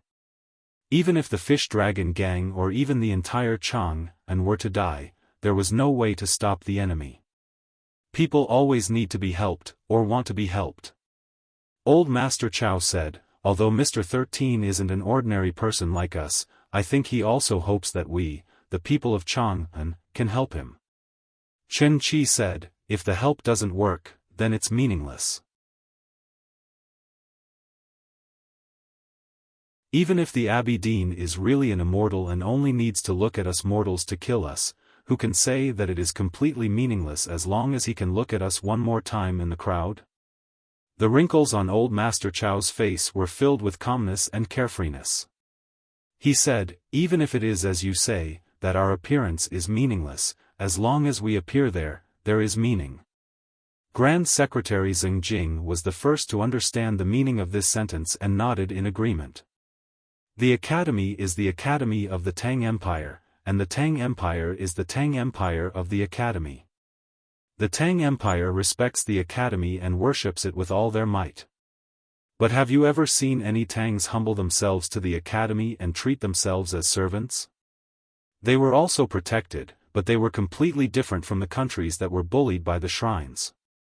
Why was it like this? Of course, it was the rules set by the Academy and the headmaster of the Academy. But more importantly, it was the attitude of the Tangs. Old Master Chow said, we are not the pigs and dogs raised by Taoism in the Yen Kingdom, the South Jin Kingdom, and the Song Kingdom. We are the owners of this land, so we need to appear there, even if we die. Chen Qi was the military counselor of the Fish Dragon Gang. He was good at strategizing, but he rarely went to the battlefield. He judged the situation based on the results of his actions. At this moment, when he heard old Master Chow's words, he seemed to be touched. Since we have to die, of course, the old and the weak should die first.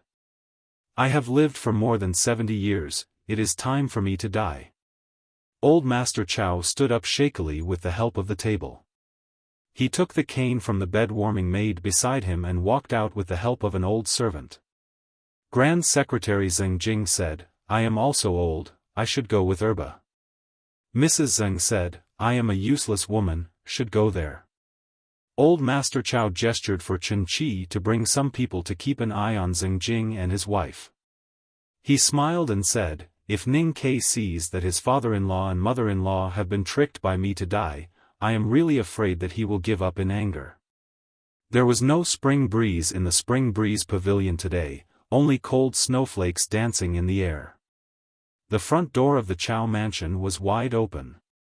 Old Master Chow walked out to the street with the old and weak servants, as well as some elders among the refugees. Old Master Chow held a cane in his hand and knocked on doors as he walked. He called for friends and companions, calling out all the neighbors he was familiar with over the past few decades. I only want the old ones, not the young ones. Old Master Chow said. He did not look serious, nor did he look sad. Instead, he was smiling, as if he was asking these old guys to drink tea and play chess at the West Lake. The old guys in the neighborhood did not think much of it. The Tangs valued martial arts, and they had all been soldiers in the past. To them, this trip to the Vermilion Bird Avenue was like setting off to the battlefield. This was very common. They even felt that they had returned to the military camp in the past, and they were very excited. After Chen Qi dealt with Zheng Jing and his wife, he quickly walked out of the Chao mansion to catch up with old Master Chao. He saw dozens of old men and their nephews, full of fierce aura.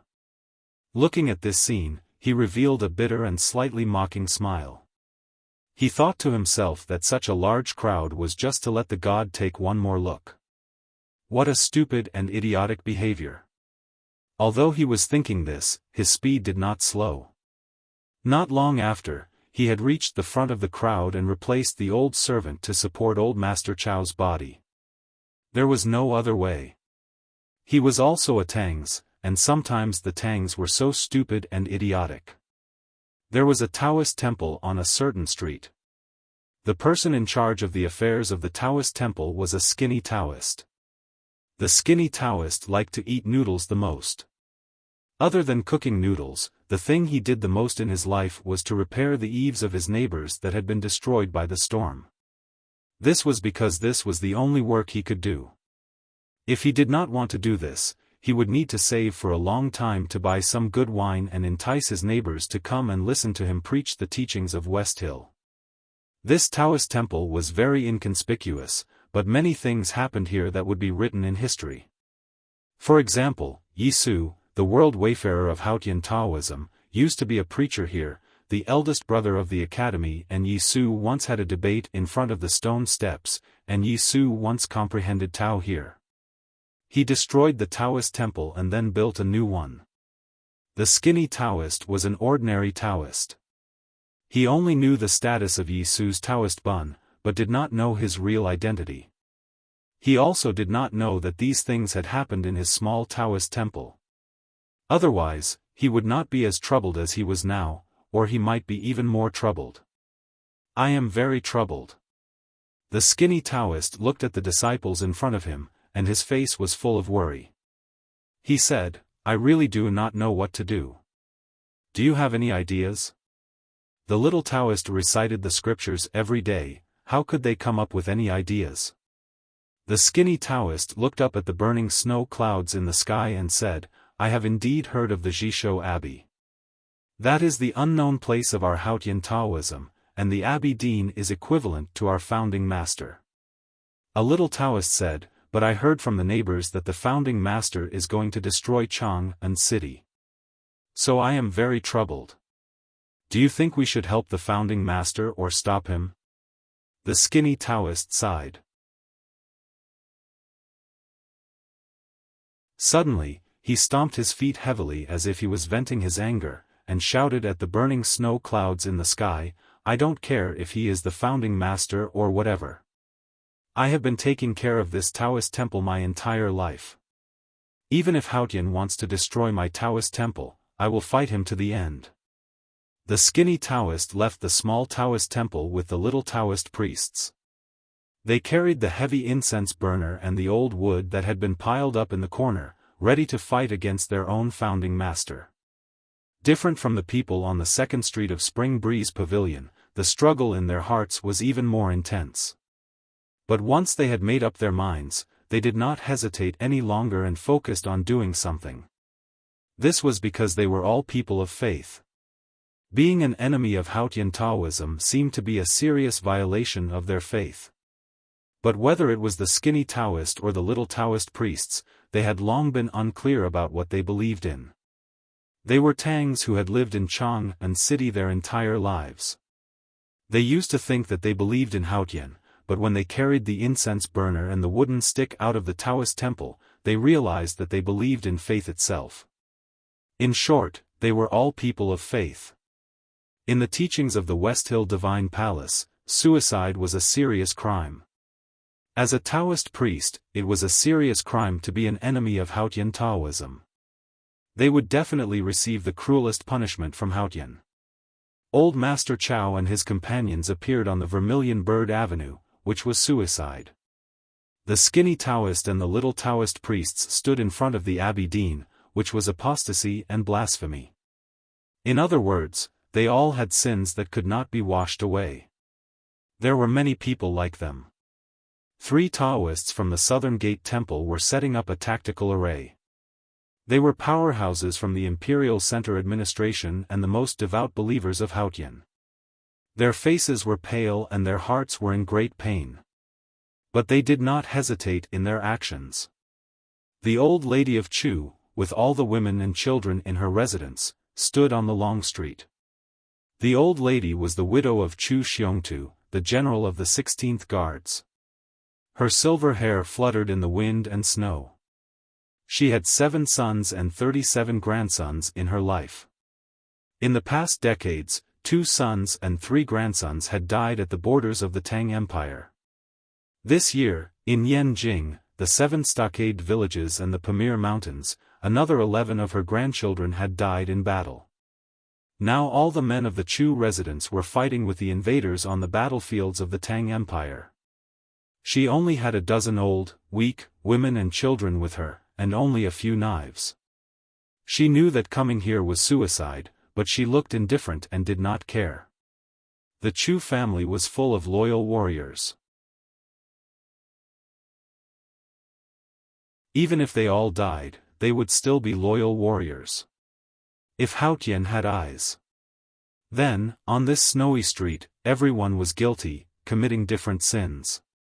Today, Chang'an was a city of sin. What a city of sin. To be continued. If you like this work, please come to Chidian. Come and vote for me.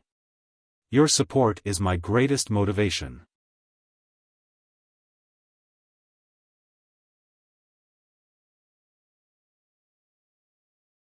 Chapter 797. The quietus spread out from the Abbey Dean's eye and was swallowed by Ning Kei's Tao Tai. Through the array I pestle, it covered the entire city of Chang'an. As a result, the wind and snow became more violent and the coldness was everywhere. The Vermilion Bird Avenue was also very cold. But as more and more Tangs appeared on the wall and on the street, they stood shoulder to shoulder and squeezed on the street, their heels stepping on each other. The temperature on the street gradually rose. The ice and snow melted and even made people feel a little hot. The Tangs' hearts were very hot, so their blood heated up until their bodies were boiling. They clenched their fists and waved their arms to vent their anger. The Vermilion Bird Avenue was filled with shouts and curses. People kept smashing bricks, and some even threw chamber pots, tea, leftovers, and boys' urine at the Abbey Dean. The Tangs believed in Haotian, but strangely, they believed that man could conquer heaven. This was because although the headmaster of the academy had ignored the affairs of the world for many years, his indomitable spirit of fighting against heaven had spread to every town in the Tang Empire through the academy, the royal family, the imperial court, and the army. Therefore, even though they knew that the Taoist in indigo on the street was a powerhouse beyond the imagination of ordinary people and was truly invincible in the world, and in front of this person, ordinary people were as weak as ants. However, the 2 Sanyuanli teenagers dared to kill him with knives and forks. Even if the Abbey Dean was a man-eating monster, they still had to give him a try. We can't beat you with so many people, but can't we scold you with so many mouths? Even if this guy was shameless and didn't hurt you, wouldn't you be embarrassed if I poured feces and urine on you? The snow street looked like a holy palace, with a kind of otherworldly beauty. The wind and snow were also clean, without a speck of dust, just like Haotian's face. Now with the attack of the crowd, the long street suddenly became filthy. Blasphemous shouts and curses, as well as the stench from the human world, drifted into the sky with the wind and snow, smearing Haotian's face in an extremely embarrassing way. The Abbey Dean looked at the filthy breath of the human world drifting into the sky and slightly raised his eyebrows. The feces and urine could not stain his clothes at all, but it made him slightly angry. Within his field of vision, there were at least several thousand Tang on the snowy street. He could also sense that even more Tang were hurrying toward Vermilion Bird Avenue to meet their deaths. The Abbey Dean was slightly surprised to see so many Tangs on the long street, but he did not care. What he cared about was carrying out the will of Haotian and ending the 1,000-year history left by the headmaster in the human world. At this time, Chang'an was full of wind and snow. Hidden in the wind and snow were countless talismans that Ning Ke had written before. Those talismans had successfully filled up many gaps in the god-stunning array. There was only one way. Nothing had changed from the previous situation. The Abbey Dean had to kill Ning Quebec. Ning Ke was on the Vermilion Bird Avenue, and between him and the Abbey Dean was a vast crowd. So the Abbey Dean walked into the crowd. The Abbey Dean's name was Chen Mao. He had the most ordinary name and looked like an ordinary person. When he walked into the crowd, he was like a drop of water that melted into the ocean of people. Then, there was a storm in the ocean, and countless figures were sent flying. It was like the waves hitting the reefs, bringing with them white snow as they dissipated in the dangerous natural environment. Those men in indigo who had rushed over with knives fell in a pool of blood. More than a dozen Yulin royal guards who were charging on horses fell off their horses when they were still dozens of feet away from the Abbey Dean. The Abbey Dean's figure gradually appeared in the ocean of people. Behind him was a mess. Under the pressure of the horrible aura, the crowd gradually parted to make a path. At this time, the cultivators of the Tang Empire finally made their move. The Imperial Center administration had quietly lurked in the surrounding marketplaces. Several array tactical masters started the encircling array. The chi of heaven and earth on the Vermilion Bird Avenue suddenly changed violently. Countless streams of primordial chi turbulence turned into countless primordial chi locks that appeared in the air around the Abbey Dean, blocking all his escape routes. Almost at the same time, more than a dozen military sword masters who were hiding among the ordinary people suddenly made their moves. With a clear clanging sound, bright flying swords broke through the air and pierced toward the Abbey Dean's face. The Abbey Dean's expression did not change at all. He gently brushed his sleeves and continued to move forward. With a flick of his sleeve, the sword will that crisscrossed the long street instantly turned into straw that had been soaked by the rain. It was soft and dispirited, powerless to dissipate. And the countless dangerous Yuan Qi locks, in this moment, were like ripe apples in autumn that had fallen to the ground. They shattered into mud and splashed with juice. The Tang Array tactical masters who were hiding in the market were shocked by the primordial qi and bled to death on the spot. More than a dozen military sword masters, whose natal swords were destroyed by the Abbey Dean, were also seriously injured, and it was unknown whether they were still alive or not. The Abbey Dean continued to move forward, looking for Ning Ke behind the crowd. The crowd was disturbed. The flying bricks stopped for a moment and then continued to fall like a storm. However, even the flying swords of cultivators could not touch the Abbey Dean, let alone the bricks. Even Master Huang Yang's prayer beads could not trap the Abbey Dean for a moment, let alone the dirty water. The Abbey Dean moved forward calmly. Those who stood in his way were crushed to death like ants. The brave Tangs continued to rush toward him and then continued to die. The snow street became a street of blood. Blood sprayed everywhere. Courage was a respectable word in the human world. But in the face of the absolute power that represented Haotian, it seemed so weak and laughable. It was even hard to describe it as heroic. Faced with an insurmountable gap, the people in Chang'an should have been like ants looking up at the blue sky, feeling hopeless and then giving up. But it was hard to imagine that on the faces of the Tangs, one could see sorrow, anger, and unwillingness, but not a trace of despair. They did not despair, they did not cry, and they did not even swear. They just continued to fight in silence. Even if it was a hopeless fight, they would fight to the end. A coolie carrier picked up a shoulder pole and smashed it at the Abbey Dean. Then he died. A peddler from another county picked up a dagger that was used to save his life in the deep mountains. Then he died. A man of unknown identity threw himself at the Abbey Dean. Then he died. People smashed him with bricks, chopped him with kitchen knives, and shot at him with their ancestral bows and arrows. Then they died. They were courting death. Courting death was not a nice word. It seemed a bit stupid. But people were such wonderful creatures.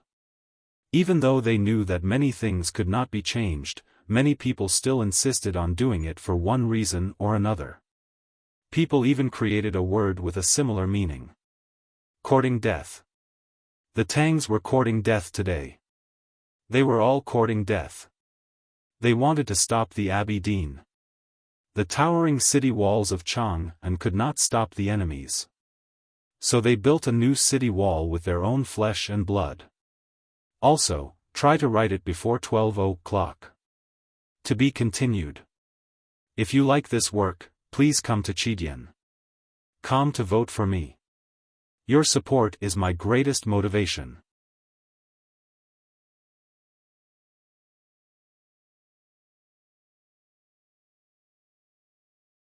Chapter 798.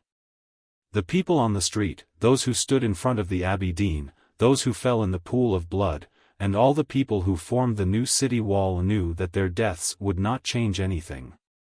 But they still did it.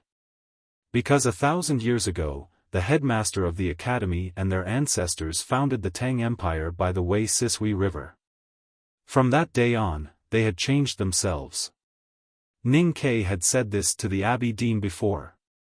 He knew that he could not defend, but he still had to defend. This was his understanding of defense. The Tangs who were dying at this moment seemed to prove his words. However, Ning Ke's heart began to tremble as he looked at the blood-stained street and the people who fell one after another. The remaining frost on his eyelashes made a cracking sound. A clear whistle came from afar. He knew that eldest brother had finally arrived and made a move. This was not the opportunity that the academy had been looking for. The academy's opportunity was with Ning Quebec. However, eldest brother could not wait any longer in the face of the blood-stained street. Just like Ning Ke, he could not bear it any longer. He had been in this world for more than 20 years, but he still believed that he was an atypical Tangs. He had seen too much darkness and always believed in the cold-blooded survival rule.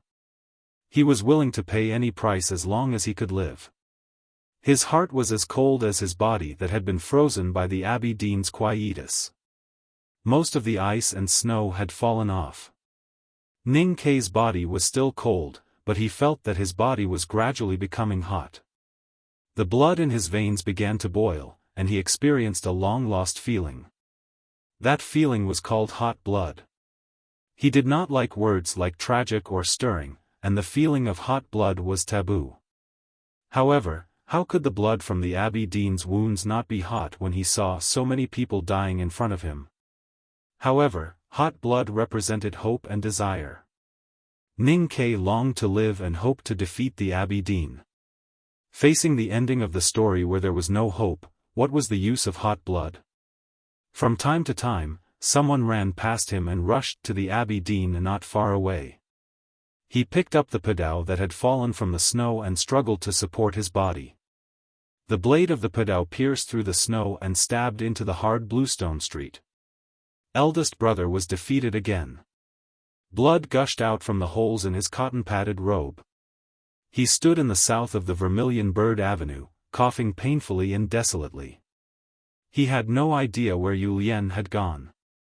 The Abbey Dean kept walking forward. He killed many people, knocked many people away, passed many people, ignored many people, and walked forward step by step, leaving blood behind him. There were casualties everywhere on Vermilion Bird Avenue. The Abbey Dean stopped not far from Ning Quebec. Between the two of them, there were only a few hundred old, weak, women, and children left. The skinny Taoist had lived in Chang'an all his life. He had turned from an ordinary little Taoist into a Taoist now, but he still lived in that small Taoist temple. He had never seen the red-robed priest from the West Hill Divine Palace. A few years ago, when the great divine priest of Revelation was sent to Chang'an, he knelt for a whole night and did not have the chance to listen to the great divine priest's teachings. At this moment, he finally saw the true supreme person of Haotian Taoism. His body trembled uncontrollably. He wanted to kneel in front of the Taoist in indigo and kiss his feet devoutly. He suddenly shouted and took the incense burner from the little Taoist and threw it at the Abbey Dean. The incense burner was used by the small Taoist temple to worship Haotian. It was made of real bronze and very heavy. The skinny Taoist had a heavy heart and was very thin, so he could not throw it far. With a muffled sound, the incense burner hit the skinny Taoist's feet. His feet started to bleed and he cried out in pain. He did not fall down with the help of the little Taoist. Old Lady Chu took the horseman's saber from her third daughter-in-law and stood in front of the Abbey Dean. Old Master Chow walked to the front of the crowd from the back with his walking stick. The Abbey Dean looked calm and his eyes were extremely indifferent. In his eyes, there seemed to be hundreds of millions of stars annihilated, and then there was only emptiness left. It was frightening and awe-inspiring. Under the gaze of this emptiness, everything would end. The Tangs who were ready to die, the unyielding Chang, and the great Tang Empire, the 1,000-year academy, all the glory and blood, heroic and sinful, bright and dark time, would end here. The long street was cold and bleak. Looking at the Abbey Dean's ordinary face and eyes, Ning Ke suddenly thought of the great people he had met or felt in his life. Whether it was the headmaster, youngest uncle, or Lotus, they were all people who were truly enlightened, freed themselves, and understood what they really wanted. That was why they were unimaginably powerful. The Abbey Dean was also such a person. Today, the academy was defeated by the Abbey Dean. It was a matter of course. The academy believed that it was a matter of course, so it should be as calm and composed as those who died on the long street. But he could not do that. Because he was not reconciled to it. The Xiangwan Plain was a pasture with excellent water and grass in the north of the Tang Empire. Now, this pasture had become the most tragic battlefield. The cavalry of the Golden Tribe Royal Court and the elite cavalry of the Northern Battlefront Army had been fighting for a key riding path at the edge of the pasture for 3 days and 3 nights. The cavalry of the Golden Tribe, who had the advantage in numbers, had finally suppressed the Tang army to several hills in the north of the riding path after paying a heavy price. They were launching the final attack. The war horses collided with each other, producing a dull and terrifying sound. The friction between curved blades and straight blades produced an ear-piercing sound. The sounds of killing and war drums, however, were much quieter, because both sides were exhausted to the extreme. The battle on horseback had turned into a battle on foot. The last 1,000 Tang soldiers used their last strength and life to resist the attack of the cavalry of the Golden Tribe. But they were about to collapse. A Tang military officer and a dozen of his subordinates were surrounded by the warriors of the Golden Tribe. The officer was a little short and not as strong as the ordinary Tang soldiers. But at such a critical moment, he burst out with unimaginable combat power and cut down 3 enemies in a row. Several curved blades broke through the air. The short officer raised his blade and was forced to kneel on one knee, struggling to support himself. He heard cries of pain coming from around the hills. Through the fluttering hair in front of his eyes, he saw many of his companions fall and those barbarians cruelly stabbing the bodies of their companions. Could they really not hold on any longer? He thought. Could they really not hold on until the main force of cavalry came back? No despair could be seen on his pale and delicate face. He did not think that he should be desperate. Because he was not reconciled. A troop was running wildly in the wilderness of the eastern border. They were the cavalry of the valiant cavalry battalion. They had left Chang'an to fight in the eastern border. At this time, they were in a hurry to return to Chang'an. The cavalry and their mounts were already exhausted, but no one asked for a rest. Because they had finally confirmed the whereabouts of Prince Long Qing and the 2,000 grassland elite cavalry. Long Qing was marching towards Chang'an. This meant that the coalition against the Tang Empire was sure that Chang'an could be broken through. Chao Xiaoshu's face was as thin as a hard stone that had been cut open, dark and haggard. The cold wind blew on his face. It was many days late. He and his cavalry had just gone after them. They should not be able to catch up. Even if they caught up, what could they do? But he still asked his subordinates to continue running towards Chang'an. Because he was not reconciled. These 2 chapters don't have a lot of words, but I really can't help it. Recently, I've been writing as hard as I can. Tomorrow is Saturday, and I'll have 1 chapter on Sunday. Then, I'll start writing 2 chapters on Monday. Yes, I swear on my father's character that even if I'm not good at other things, everyone should still be able to recognize my seriousness towards my work. So, please rest assured in this aspect, I'll definitely write well. To be continued. If you like this work, please come to Chidian.com to vote for me. Your support is my greatest motivation.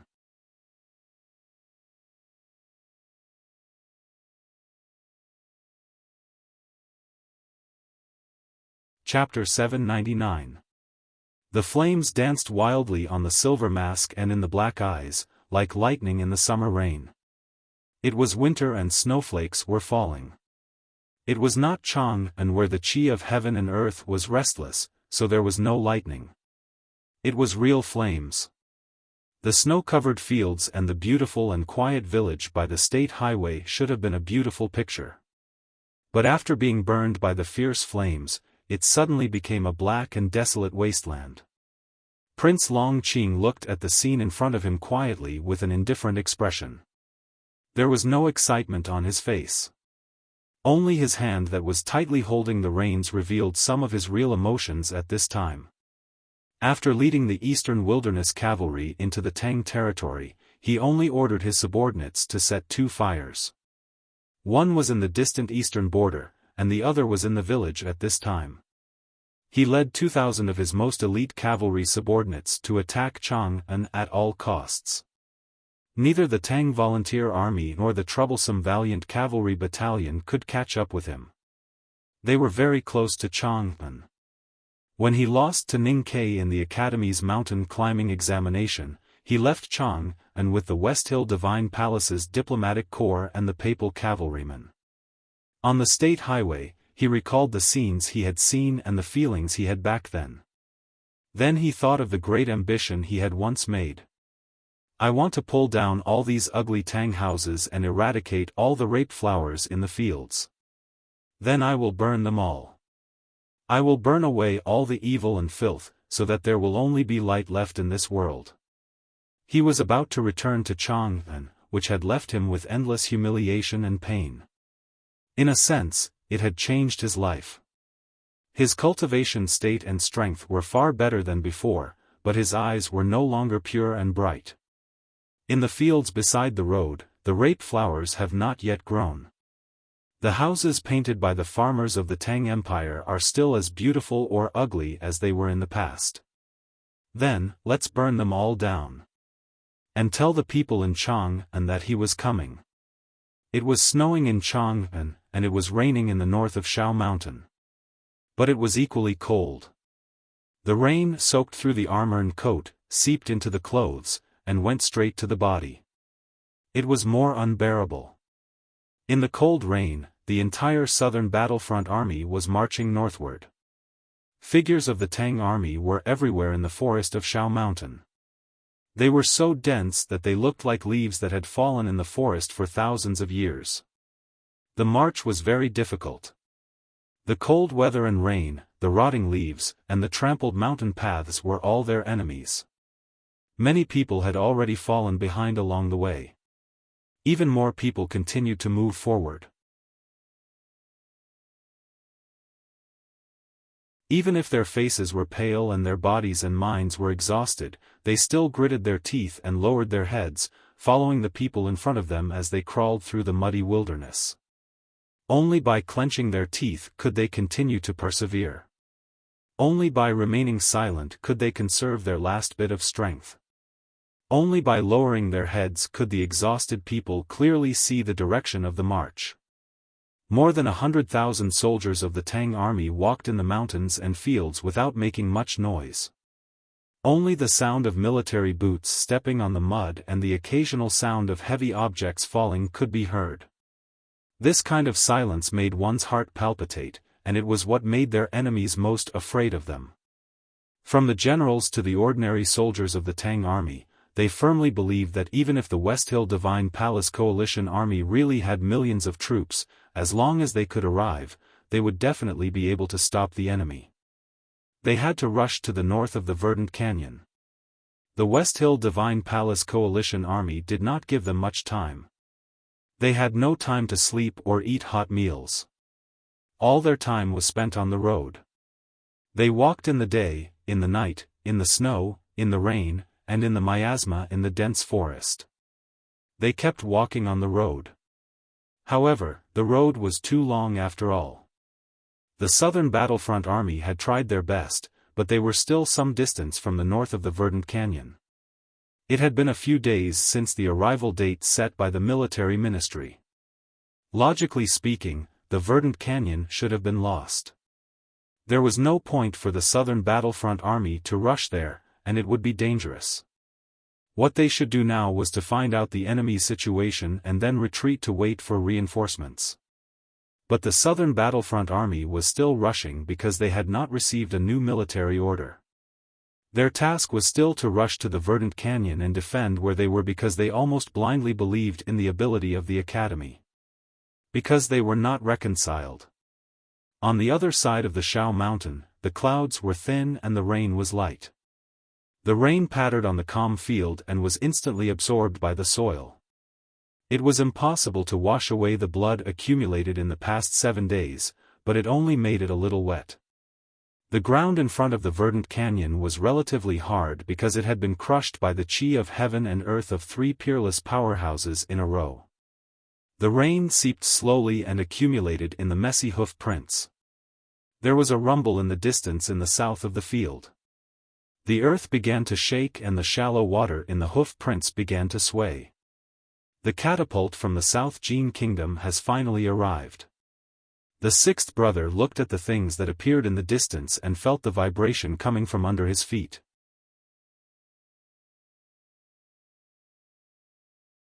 His body, which looked like it was cast from iron, was covered with countless bloodstains. Even the hammer had deep marks on it. The fourth brother sat under the iron canopy, holding the river and mountain sandbox and struggling to fight against the virtual sword left by the Abbey Dean a few days ago. Except for him, the other disciples of the academy had been seriously injured. There was a flower in Wang Qi's hair, which had been dyed black with blood. The front of Shiman Buhua's robe was stained with blood and his face was as pale as paper. Beigong Weiyang's hands fell on the blood-stained zither, twitching like a bird's claws. Jun Mo had changed into a new set of clothes. It was plain and bloodless, and his left sleeve was fluttering in the cold wind. His head was lowered, and he looked very tired. He looked at the water in the hoof prints in front of him and remained silent. There were broken limbs and corpses everywhere in front of the verdant canyon. Only around him was relatively empty. After Liu Bai retreated, there was a series of battles in front of the verdant canyon. Every time the Divine Hall Coalition army was about to devour the academy disciples, there would always be sword light and zither music in the pool of blood. Yi Hongyu stood in the distance and her divine robe of judgment was stained with blood. 7 days later, she finally saw the dawn of victory. After all, the academy was not Haotian and could not be omnipotent. Jun Mo slowly bowed and picked up the high crown that had fallen on the ground. Since he lost the crown in the battle with Liu Bai, he had not paid attention to it because he had no time. The crown was stained with blood and ashes. He slowly frowned and wanted to brush off the blood and ashes. But he had lost his left hand and was holding the crown in his right hand. Mu Yu walked to his side and took the crown. She carefully wiped it with the embroidered handkerchief in her hand. Jun Mo leaned forward as if he was bowing to her. Mu Yu's eyes were slightly wet and she smiled back. This was bowing to him. Mu Yu said, I agree to marry you. Jun Mo said calmly, that's good. Mu Yu put the crown on his head and carefully straightened it. This was a proper crown. Jun Mo said, a proper crown is a proper death. Mu Yu said, it's reasonable to die together. Cries rang out in front of the verdant canyon. Beigong Weiyang broke the zither strings and blood splashed everywhere. He cried out, I can't accept it. I'll start writing 2 chapters tomorrow. There'll be 2 chapters of 3,000 words. Please supervise me and vote for me. I'll try my best to write them. I won't let you vote unwillingly. Thank you. To be continued. If you like this work, please come to Chidian. Come to vote for me. Your support is my greatest motivation.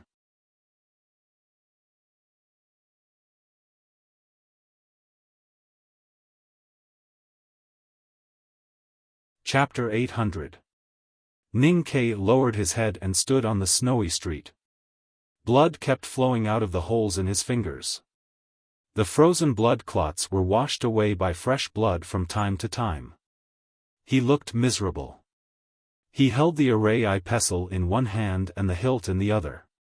But he could not write a talisman or wield his blade.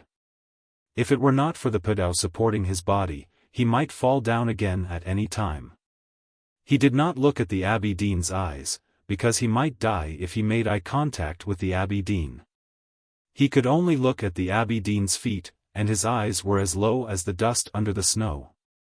He was covered in blood. Except for his own, most of it was the blood of the ordinary people who had died in the hands of the Abbey Dean.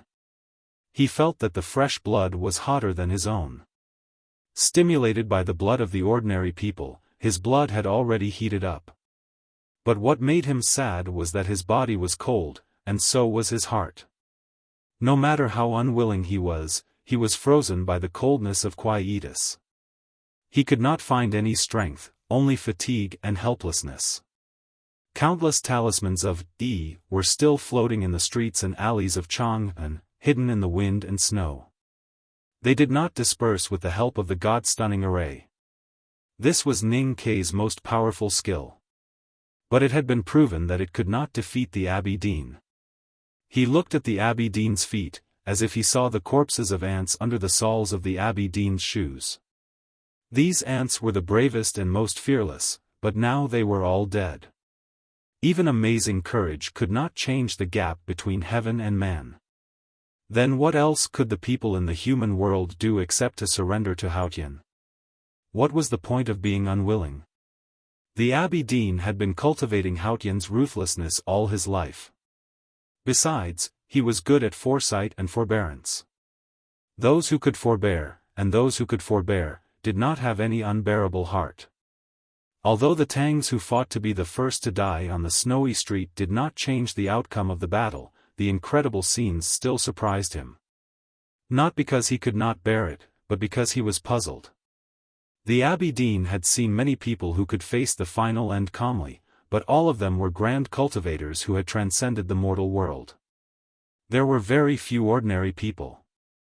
In the city of Chang'an, there were so many ordinary people who could face death calmly, which was beyond his expectation. In other words, it was beyond his evaluation of ordinary people. Maybe the Tangs are really special. The Abbey Dean looked at the old people and the weak people in front of him with his hands behind his back. Looking at their fearless faces in the wind and snow, he suddenly asked, "Are you willing to die like ants?" It was old Chow who answered him. Old Master Chow leaned on his walking stick and walked shakily to the front of the crowd. He said, "Being willing is sweet, being willing is comfortable.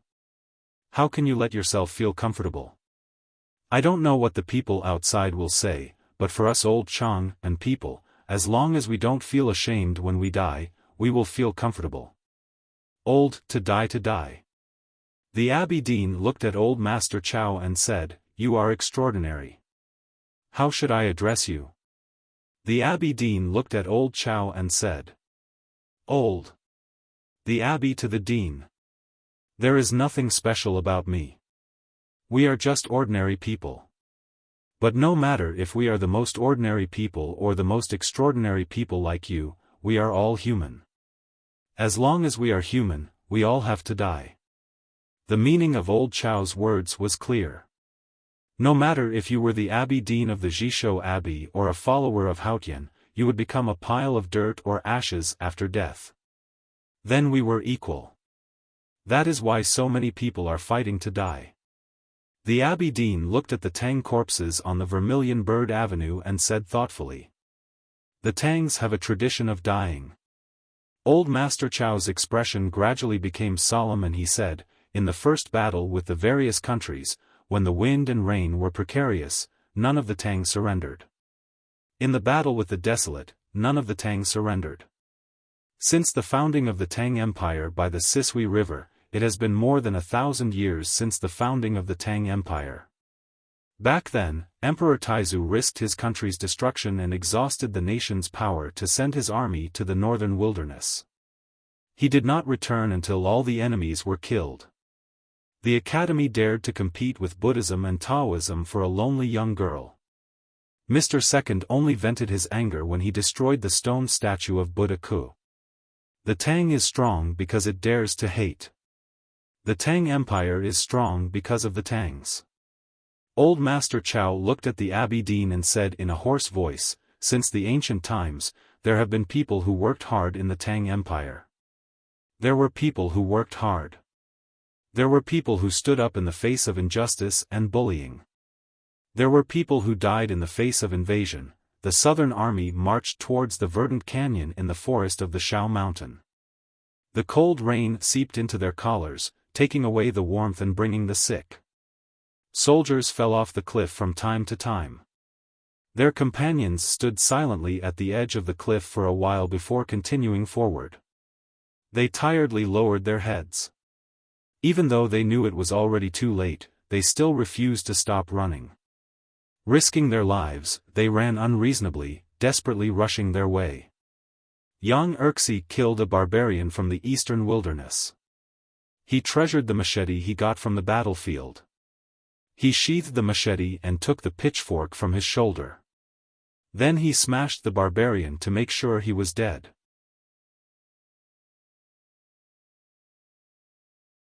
The sounds of fighting in the field gradually subsided. He wiped the sweat off his forehead and panted heavily as he looked around. Then, he saw a few familiar companions lying on the snow-covered winter fields. After the battle, he stood in front of the shallow mounds and kept silent for a long time. Then he looked in the direction of his hometown. He missed his wife's braised pig's trotters. The wall of the school in his hometown had not been finished. Back then, because he felt that the salary given by the yamen was not fair, he refused to take the job. He quarreled with the village chief and almost flipped the table. He was even ready to go to the county government to file a lawsuit. It was not until he could not stand his daughter's anger and his wife's grumbling that he reluctantly took the job. But he saw the notice halfway through. He carried the pitchfork and meat and wine and left his hometown for the distant eastern border. He did not know when the wall of the school would be finished. He did not know if he had the chance to finish it. At least it was in his hands. Young Urxi looked in the direction of his hometown and thought of these troublesome things. He furrowed his brows in annoyance, and the newly added scar split open again. Blood flowed down. He raised his arm and wiped it with his sleeve. He suddenly thought of the teacher in the school. Now he would not be angry because of the unfinished wall. So he laughed happily. The battle on the Xiangwan plain was still fierce. The short officer was forced to kneel on one knee by the barbarians' machetes. He was in a very dangerous situation. He was struggling to hold on. A black shadow flew up from the side and heavily smashed into the bodies of those barbarians. The bright machete slashed across the meadow that seemed to be burning. The black shadow fell to the ground with 2 cuts on his chest. Blood was dripping and it seemed that he would not survive. The officer recognized that it was his close attendant. He shouted in grief and indignation. The padao in his hand left his head and slashed toward the opposite side. At this moment, he did not even think that the machete above his head would cut him in half. He was very lucky. The barbarians who besieged him were killed by him, but he did not die. He had been cut in the shoulder, and the blood flowed like the milk wine in a cut wineskin. The most dangerous thing was that his helmet was knocked off by the enemy's machete. The enemy's blade, after knocking off his helmet, also cut open his hair bun. Her black hair was draped over her shoulders, and her delicate face was not covered by her armor. At this moment, everyone could see that this officer was actually a woman. She was Situelan. She carried the heavy padao, with wounds and anger all over her body. She led the last of her subordinates and started to fight again. She did not know how long she would fight, but she knew that she would fight until death or victory. There is a saying in Chang and that can entrust a lonely person 6 feet away. Old Master Chow looked at the Abbey Dean and continued. At this time, the distant imperial palace was shrouded in wind and snow. Tang Xiaotang stood in the snow in front of the palace, quietly looking at the south. The empress held the little emperor's hand and stood behind the sill, looking at the increasingly heavy snow outside the palace. A cough came from the other end of the street. Eldest brother came out. His cotton-padded jacket had long been torn. Cotton peeked out from inside, white as snow, and some places were dyed red, red like blood. Fresh and bright, very moving. Ning Kei stood at the other end of the street, also covered in blood. He held the array pestle, the blood coagulating the pestle and the palm of his hand. This pestle, this array, and this city were entrusted to him by his teachers and his majesty. Then he would not let it go until he died. Old Master Chow's hand holding the crutch trembled slightly, and his voice suddenly became excited. I can entrust my life 100 miles away, in front of the verdant canyon. Jun Mo had straightened his clothes and hat. He held the iron sword in one hand and looked at the enemy cavalry in the wilderness. He was expressionless and began to burn the last of his psyche power. As if the whole world could feel the heat brought by his burning life, the rain suddenly stopped, and the rain clouds above the wilderness gradually dissipated, revealing a line of blue sky. Sunlight shone through the gaps in the clouds and fell on him. On the academy's fellow disciples. Old Master Chow looked at the street full of Tang corpses and suddenly burst into tears. Then he laughed and shouted to the Abbey Dean.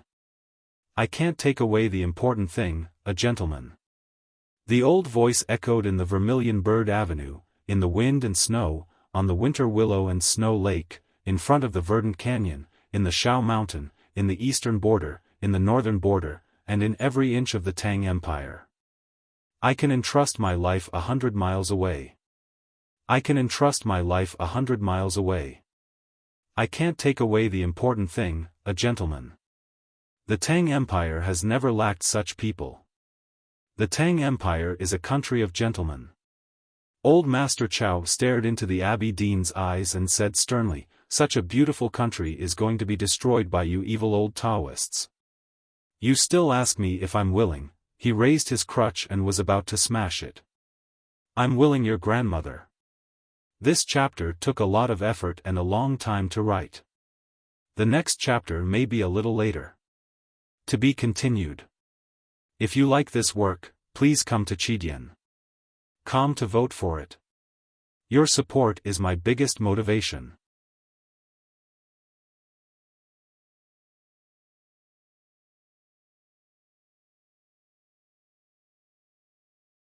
Chapter 801.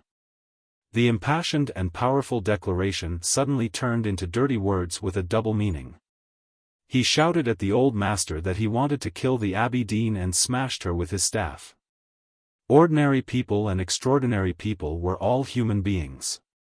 They would turn into dust after death. But there was a big difference between them when they were alive. The old man's crutch could not beat the Abbey Dean. The people on the snow street all thought that old Master Chow was dead. But in fact, he was not. The Abbey Dean did nothing and just walked past him calmly. The eldest brother vaguely guessed the Abbey Dean's intention. Taoism wanted to destroy Chang'an City and also the hearts of the people in Chang'an. The Abbey Dean's massacre on the Long Street was to use the most powerful means to smash the hardest shell of the Tangs and trample their pride into the mud. Since killing could not solve the problem, then he chose to ignore it. But the Abbey Dean did not know the Tangs very well. Old Chow had walked on the edge of life and death, but he did not become confused, suspicious or even afraid because of the Abbey Dean's ignorance. If he did not hit him, he would have another chance in the future. If he did not die, he did not die.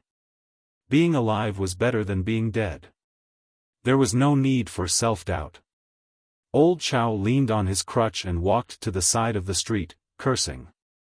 His words were dirty, even dirtier than the dirty things in the snow. The Abbey Dean raised his eyebrows slightly and continued to walk toward Ning, Quebec. They would soon reach the imperial palace. Eldest brother said, "This is not right." The Abbey Dean said, "Although the Tang Empire is strong, it is doomed. What can you do?" In front of the verdant canyon. Yi Hongyu looked at Jun Mo. Blood flowed down her sleeves and onto the ground, mixing with the blood stains that had accumulated over the past few days. She was very calm because she knew that Jun Mo was much more seriously injured than she was.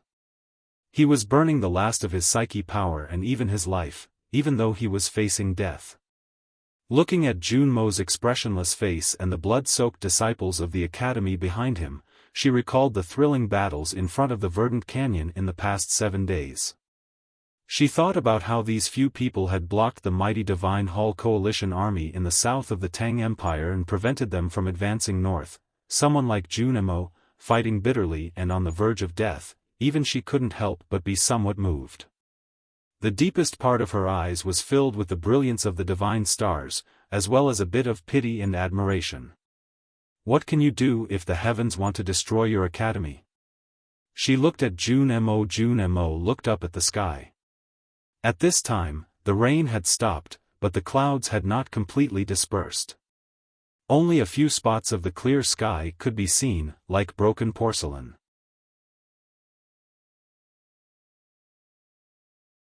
Furthermore, even if the rain and clouds dispersed and the sky was completely clear, there was no way for him to see that bright moon. Before he died in battle, he only took a glance at his teacher. He did not directly answer Yi Hongyu's question. Instead, he said, "Chow Xiaoshu is a very good person. If nothing had happened back then, he would have been my younger brother." Yi Hongyu knew who Chow Xiaoshu was, but she did not understand why Jun Mo would mention him at this time. Jun Mo looked at the sky, searching for the traces left by the bright moon on the previous 7 nights. He continued, "It's just that he liked to follow the former emperor, so he didn't enter the academy. Back then, the former emperor was determined to clean up the imperial court, so there was that night at Spring Breeze Pavilion." Yi Hongyu knew the famous night at Spring Breeze Pavilion. The names of Chow Xiaoshu and Ning Ke were only noticed by the West Hill Divine Palace after that rainy night. Jun Mo withdrew his gaze and looked at her. He said, "Before that night, Chow Xiaoshu negotiated with the other party at the House of Red Sleeves." He said 2 sentences, which were widely spread in Chang'an after that. At that time, he said these 2 sentences. Jun Mo said, "If the heavens can tolerate me, I can live. If not, I will kill." Yi Hongyu suddenly felt a little cold, because she knew what she was going to hear next. Although the whole world was against the Tang Empire, and Haotian Taoism and the Tang Empire were irreconcilable, she still did not expect that in the world of Haotian, someone would raise this question so calmly and firmly. As expected, Jun Mo lightly shook his right arm, and the wide and square iron sword splashed down a stream of blood. He held the iron sword and looked at Yi Hongyu, as if he was looking at the sky above her head. He said, I have always thought these two sentences were not appropriate, because even if the heavens cannot tolerate me, I still want to live. If the evil heavens really cannot tolerate me, then I cannot allow it to live either. He finally said, at least I cannot let it live too happily. On the snowy street in Chang'an, eldest brother looked at the Abbey Dean and said, the headmaster once said that the heavens will obey the will of the people. If the heavens do not obey, if the heavens cannot tolerate, then what will you do? The Abbey Dean stopped and looked at the falling snow. After a pause, he said thoughtfully, you can look up and see if the heavens have ever spared anyone. It was quiet. No one spoke, because no one could answer the Abbey Dean's question. In the face of absolute power, courage was admirable, but there was no power. In the cold eyes of the heavens, humans' will was never important. The skinny Taoist was silent. The old lady of Chu was silent. The injured were silent. The dead could not speak. Even Chao Erbai's lips moved for a while, but no words came out.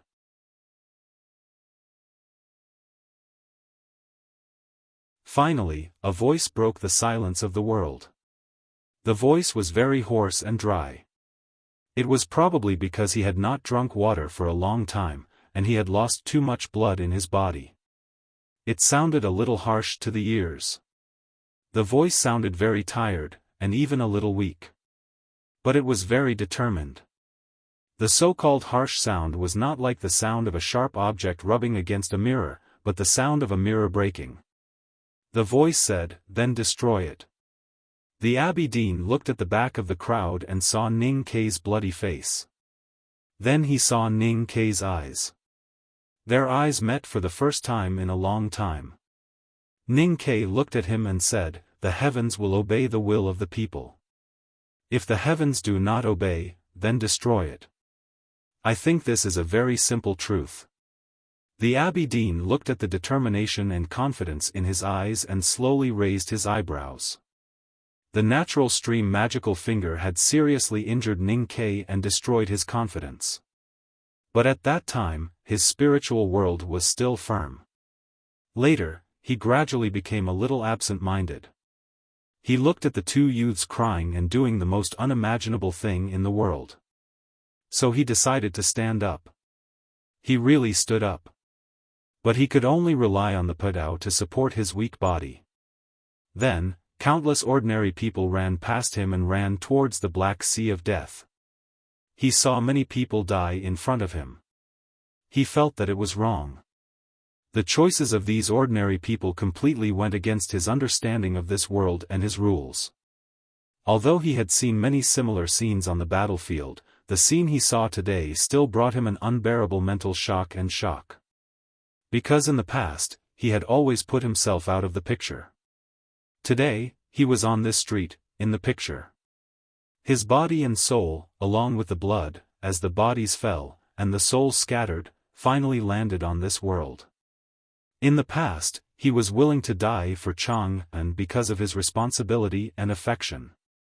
He insisted that it was not because he was hot-blooded because of his responsibility and affection for the academy, the headmaster, his master Yen Sei, and his majesty.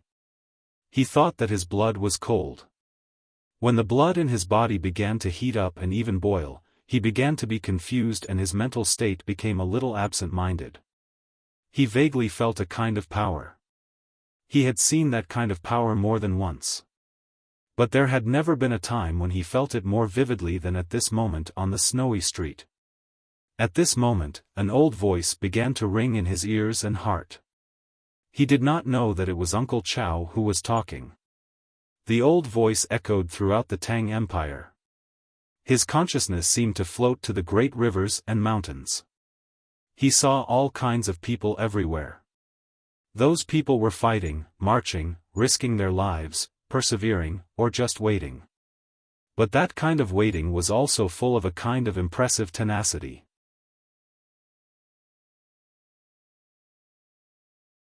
He saw many people, and they were all extraordinary people. Following that, many more scenes flashed past his eyes. He saw the blood-stained hatchet in the woodshed, the cracked fields of Hebei County, the starving people like ghosts, the vast Min Mountain, the old hunters, the soil of the city of Wei, the lanterns of Chang, and at night, the lake in the wilderness, and the moss-covered tomb in the Lank Temple. He saw many people. Perhaps they were not extraordinary, but they were all people. He seemed to have returned to the stone statue of the Lank Temple and meditated. He seemed to have had his last conversation with Lotus in the White Bone Mountain at the front gate of the Devil's Doctrine. He seemed to have seen the Talisman Master in the primitive tribe when he entered Talisman Taoism that summer. The earliest humans fought with wild beasts in the wilderness. They began to wear animal skins, eat meat, and live in caves. Then they began to farm, raise livestock, and eat more meat. They continued to eat meat and thought of many ways to cook meat to ensure that the meat was delicious. They could eat more meat because eating meat could make them stronger. He saw humans building houses, villages, and roads. Finally, he saw a magnificent city standing on the plains, as if it was going to pierce through the sky. That was Chang'an. He walked in Chang'an and saw the bun shop he had seen a few days ago. He remembered the aura that day, the power that only belonged to the human world. This power could change the world. This power could defeat time. This power was the most ordinary and the most extraordinary. It was the most dazzling and the most inconspicuous. It was the hot fog in the bun shop or a brick in the city wall. But it was also the inheritance of wisdom and unyielding resistance. Ning Kai suddenly felt very touched. This power was so great. But he was so close to it, and he could feel it so clearly. He felt his own insignificance, but it was not like when he faced Haotian. He would not be angry because of his own insignificance, but only respect and yearn because of his own insignificance. Because no matter how insignificant he was still a part of this power.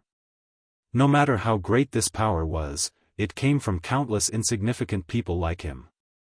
I will write 2 more chapters tomorrow. I will try my best. To be continued. If you like this work, please come to Chidian.com to vote for me. Your support is my biggest motivation.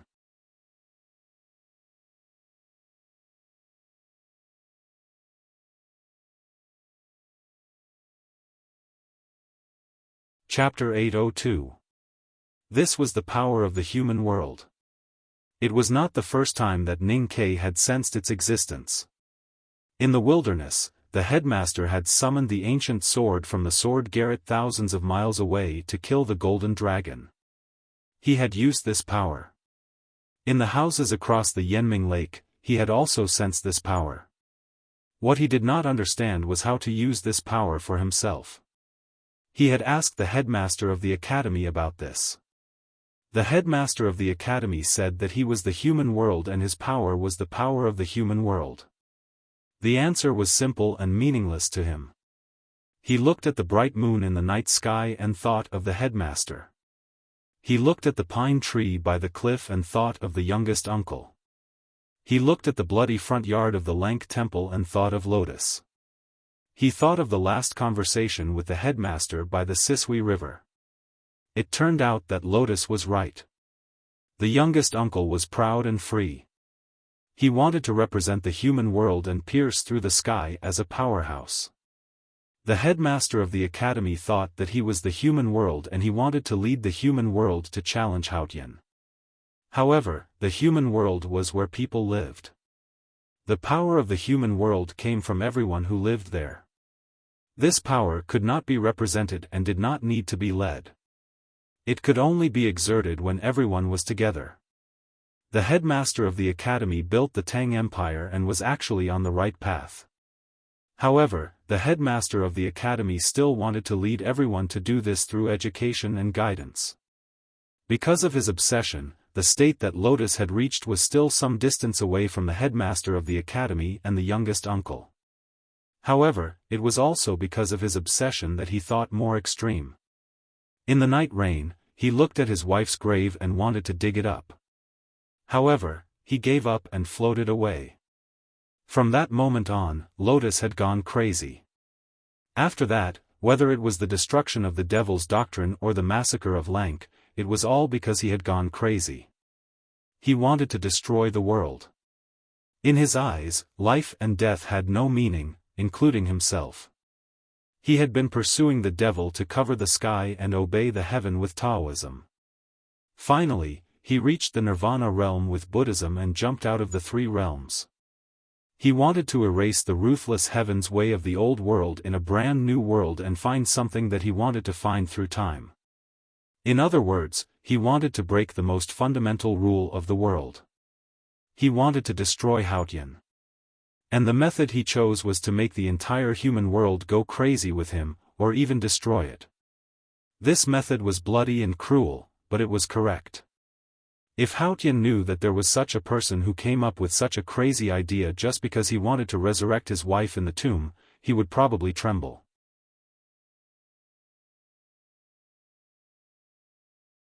Ning Ke had wandered around the world with Sang Sang when he was a child, so he did not have much patience.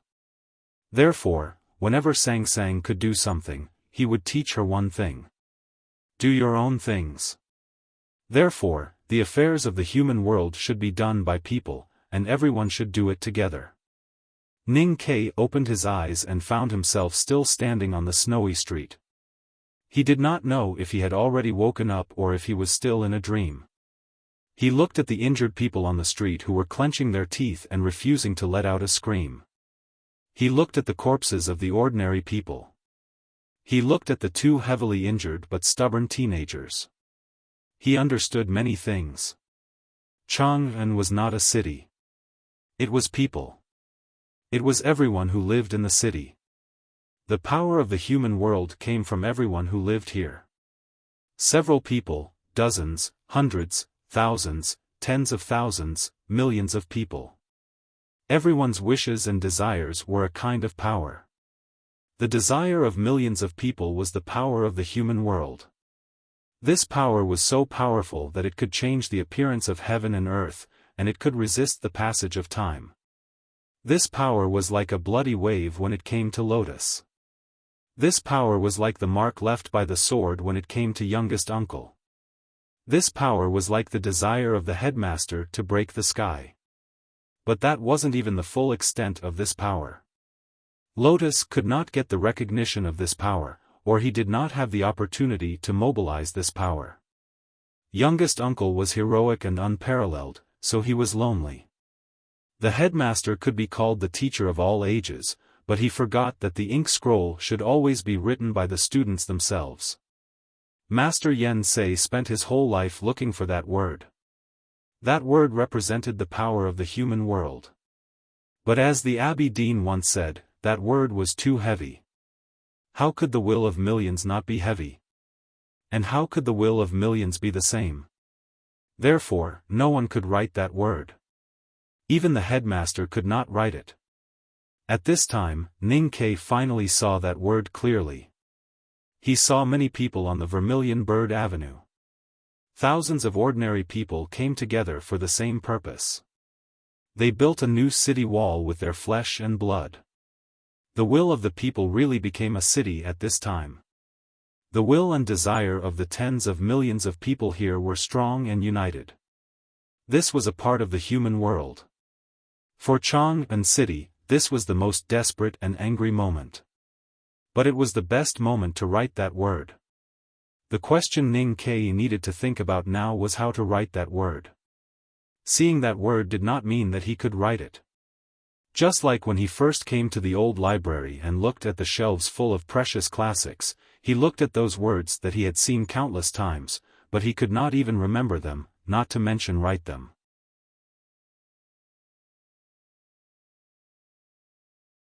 He thought of the 3 months on the sea and the conversation with the headmaster. The headmaster said that Haotian was not the world itself, but the collection of the most fundamental rules of the world. The headmaster said that when the rules controlled the world was stable and boring. Only when the new power appeared and broke the old rules, the world could be lively and interesting again. The headmaster said that human was the greatest product of the world, because human had wisdom and could inherit. Human had the instinct to fight against and even break the fundamental rules of the world. That kind of will was so stubborn and powerful that it could be called desire. Therefore, the human world and Haotian would inevitably go against each other until there was a winner. In the past history of the world, Haotian won countless times, and the human world ushered in countless long nights. The inherited wisdom withered in the cold eternal night. But the human world would always revive and challenge again. It was daytime now, so the sky was naturally white. The snowflakes falling from the sky were also white. The vermilion bird avenue in the wind and snow was pure white. The accumulated blood on the street gradually turned black. The Tangs lying in the pool of blood were all wearing dark clothes. The bricks, iron pots, and chamber pots scattered on the street were all dirty and black. Since Haotian chose white, the human world chose black. The world became black and white in Ning Kei's eyes. Light and darkness, holiness and filth. The black and white world became an extremely simple picture in his eyes. It became two absolutely parallel lines, looking at each other coldly and unwilling to get close. The two lines were shortened, and then they had a length. Ning Kei was very familiar with this picture. It was the first divine talisman he learned, the two horizontal talisman. Then, one of the lines suddenly deflected and stabbed into the other line. This was the second divine talisman he learned last night by the lake, the E-talisman. When the two lines touched, the two worlds were connected, but they could not merge and began to have a fierce conflict. A piercingly cold cutting intent, as if it wanted to cut open the entire space. Different from Master Yen Sei's Jing Fu, which had its own rules and its own calm area, the E-Fu spread around endlessly, just like weeds growing fiercely. The E-talisman was very powerful. Besides cutting, the two worlds could be connected. It had a kind of endless meaning, representing the balance between the human world and Haotian. But this was not what Ning Kei wanted, nor was it what Chang'an needed now. Looking at the E-talisman on the snowy street, he seemed to see countless weeds, or two dry sticks of firewood, or even a chopper stuck in the fertile plains. The two firewood could not be put together firmly, and one of the firewood slowly collapsed.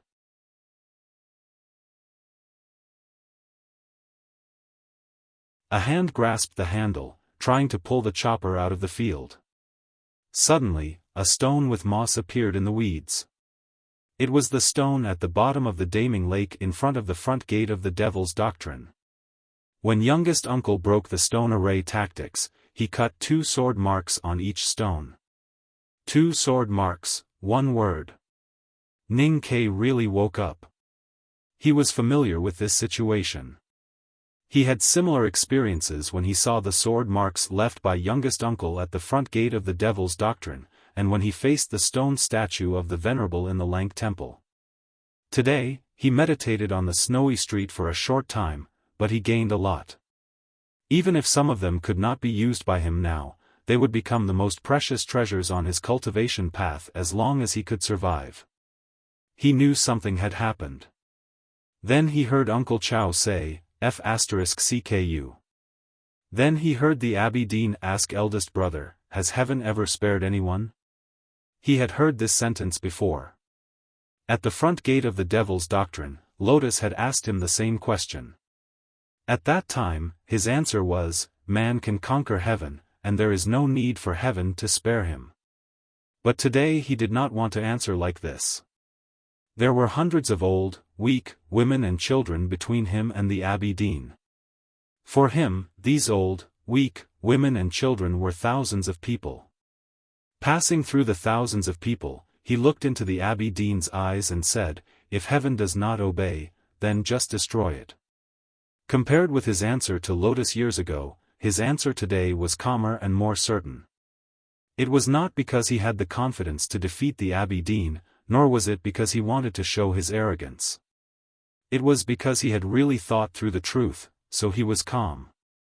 Because if heaven did not obey the will of man, then the only way was to destroy heaven. No matter whether he would win or lose, he had to do it. Because, this was the truth of the academy. After saying this, he held the hilt and was ready to pull the padao out from the ground. With this movement, the slowly rotating liquid in his abdomen suddenly exploded and sprayed everywhere. The Great Spirit grew wildly like weeds, shaking its waist. Chang'an City sensed the change on the snowy street. Endless qi of heaven and earth fell with the wind and snow, and poured into his body through the array pestle. His aura suddenly changed and began to climb toward the peak of the knowing destiny state. Note, the dog at home is sick and is urinating blood. It has been running outside for a whole day. I am not complaining, but updating very late.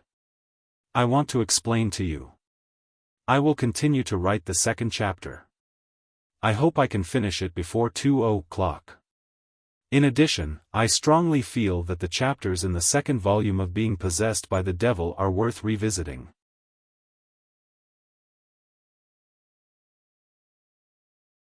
About Ning Ke teaching Sang Sang, do your own thing. This is a sentence my niece's kindergarten teacher taught her when she was young.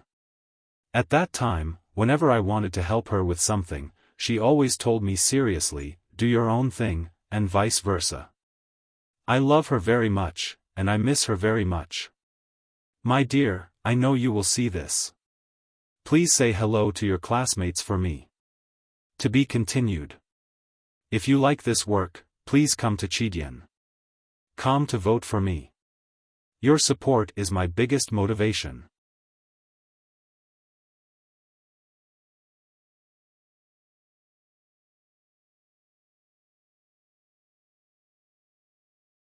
Chapter 803. The qi of heaven and earth in Chang'an was so vast that it could not be calculated. At this moment it was pouring into Ning Ke's body through the array pestle along his left hand. The qi of heaven and earth had no substance or quality. It was clearer than the clearest water and lighter than the lightest air. But there was too much of it entering his body, which naturally brought him an unbearable burden.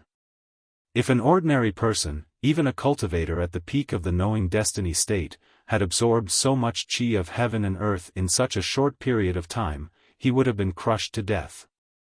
But Ning Ke cultivated the Great Spirit and his body was stronger than steel.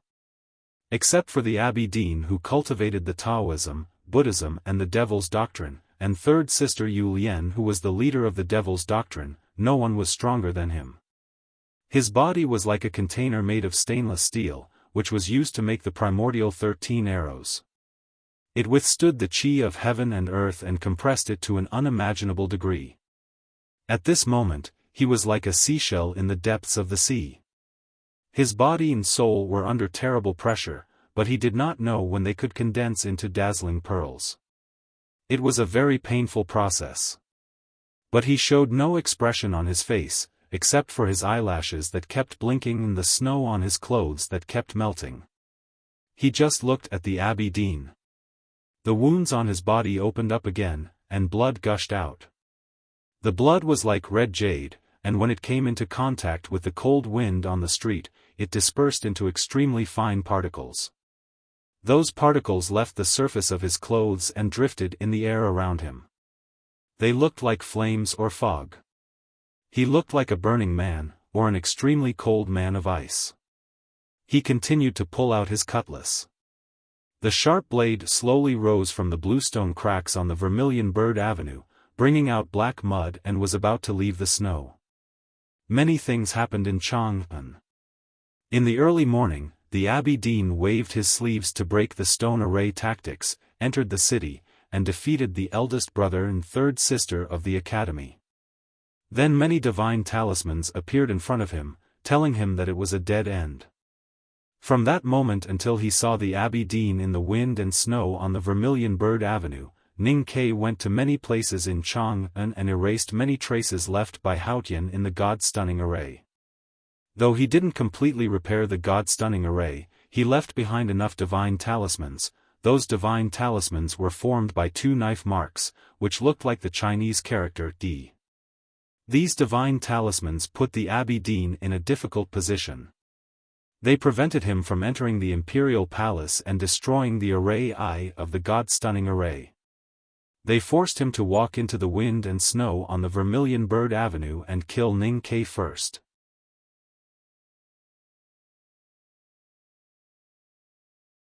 Ning Ke was seriously injured by the 7 natural stream magical fingers.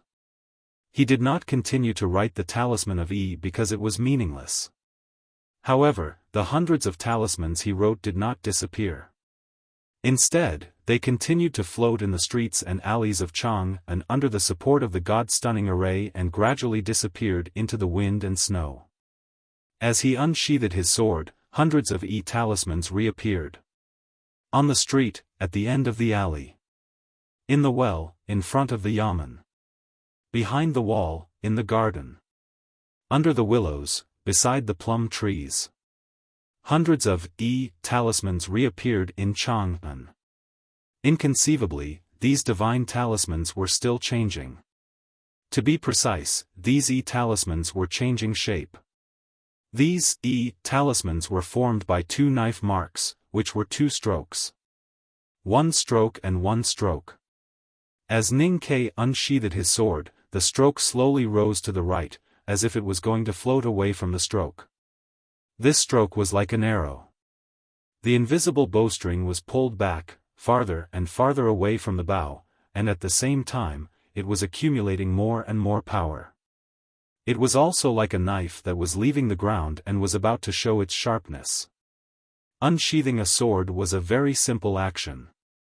Ning Ke had repeated it countless times in his life. He was very familiar with it, so he finished it in a very short time.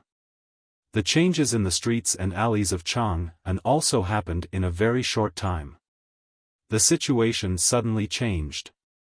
The first person to feel the changes in Ning Ke and Chang'an was not the Abidine, eldest brother, or the people on the snowy street. It was the sky above their heads.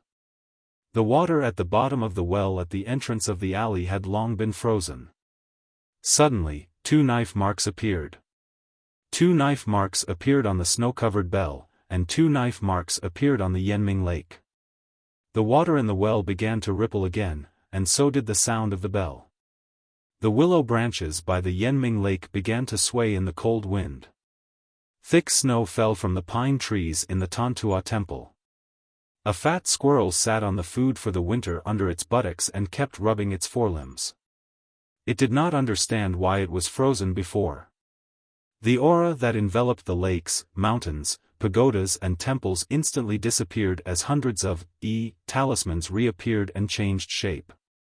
Even the falling snow suddenly stopped, and the frozen Chang'an came back to life. The unknown aura continued to spread around with Ning Ke's action. At the same time, it rushed to the sky, wildly dispersing the thick snow clouds. The blue sky reappeared. When the headmaster of the academy left the human world, the Abidine was the first in the world. The sky was the first to feel this change, and he was the second to feel it. He sensed the danger. His eyes suddenly became lighter than gray, until they were transparent, like crystals.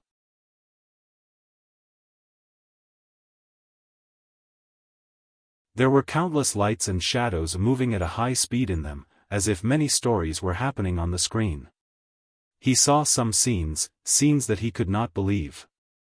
In Chang'an, the Abidine could not see the future clearly, just as he could not see what the academy would become in the future.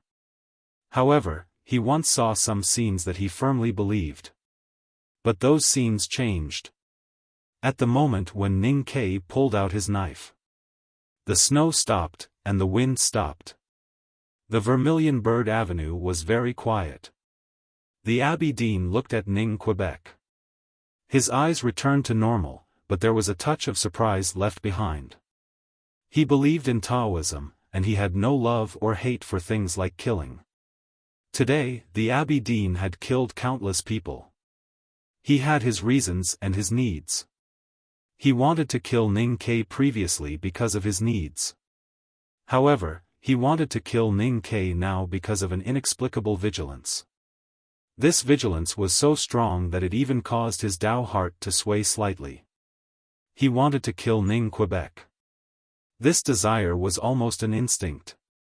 But he sensed that there was something hidden in the air between him and Ning Quebec. He could not enter the limitless state, so he could not kill Ning K in the shortest time. So he could not let Ning K raise that knife at least. The Abbé Dean looked at Ning K and said, "Those who believe in Ning K did not know why he spoke at this time. The disciples of the academy in front of the verdant canyon would definitely think of the West Hill scriptures that the great divine priest of Revelation had read. It was the Taoist divine skill that was as famous as the Xiankong Temple's chief preaching monk's words. Ning K did not die. Because the Abbé Dean only had time to say these 3 words. Because eldest brother said these 3 words at the same time, Z does not speak. After saying these 3 words, his face suddenly turned pale, and more blood flowed out of his cotton-padded jacket. Ning K finally pulled out his knife after such a short delay. The blade completely left the snow. Looking at the knife in his hand, the Abbé Dean took a step back. Retreating meant leaving. For thousands of years, he was the only one who had killed his way into Chang'an. He was about to destroy the God-stunning array, the Tang Empire and the Academy, and achieve a great achievement. As long as he could kill Ning K, he could achieve all of this. For the Abbé Dean, this was a very simple thing, and naturally a great temptation. But he wanted to leave. Without any hesitation, without any reluctance. Only a person with a truly bright Taoist heart could do this.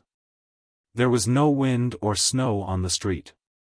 The Abbé Dean could not move forward, so he stepped back. His right foot stepped on the ground, and wind and snow appeared under his foot. An invisible door appeared in the wind and snow. The door could only be seen by people in the limitless state.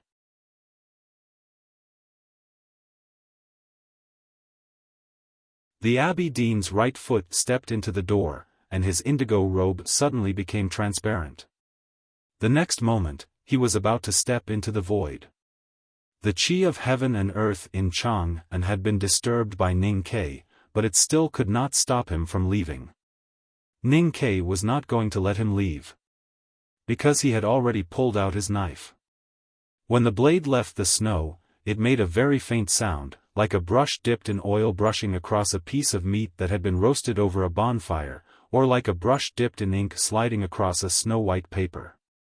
Hundreds of soft sounds were heard in the streets and alleys of Chang'an, and beside the willows and plum trees.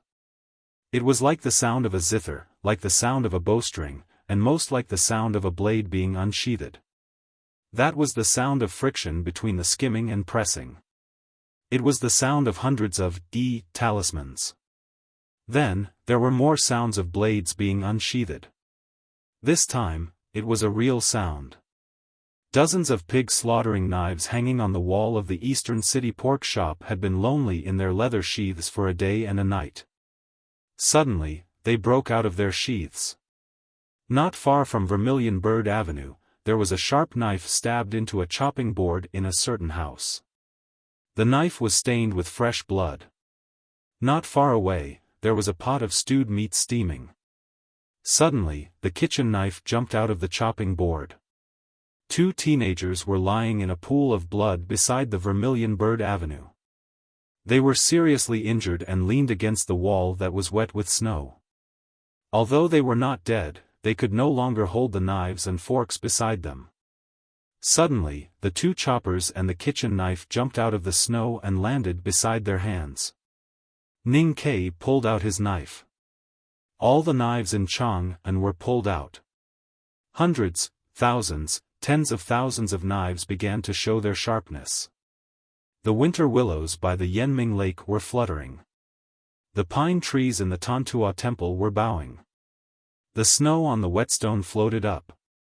One of the lines among the hundreds of divine talismans moved very slightly. The snow on the long street was blurred, and countless sharp auras suddenly appeared. The invisible door was cut into pieces in an instant. Countless tiny cracks appeared on the Abbé Dean's indigo robe. Many cracks also appeared on his powerful body that was forged from the heavenly demon realm. The Abbey Dean began to bleed, a lot of blood. Ning Ke raised his knife and said, "I want to kill you." As he spoke, the absolutely condensed chi of heaven and earth spurted out from his lips and turned into a half-foot-long white mist. There were tiny flashes of thunder and lightning in the mist, as well as his strong desire. 2 more chapters tomorrow. To be continued. If you like this work, please come to Chidian.com to vote for me.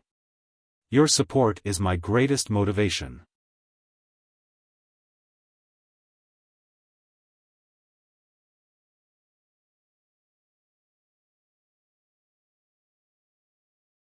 Chapter 804. Ning Ke didn't say, "I want to kill you." Instead, he said, "I want to kill you." He seemed very careful. But his calmness and prudence showed that he really wanted to do it. Because this was the desire of everyone in Chang'an City. He wanted to fulfill this desire, so he said that sentence very seriously, and at the same time, he issued his own call or request. As if hearing his call, a loud and clear chirp suddenly sounded in the south of the street. The wind and snow on the Vermilion Bird Avenue had stopped, but the snow was still there. The vermilion bird painting, which had frightened Ning Ke and Sang Sang in the spring rain, was now buried in the deep snow, as if it had been frozen and lifeless. The vermilion bird painting was the killing talisman of the god-stunning array.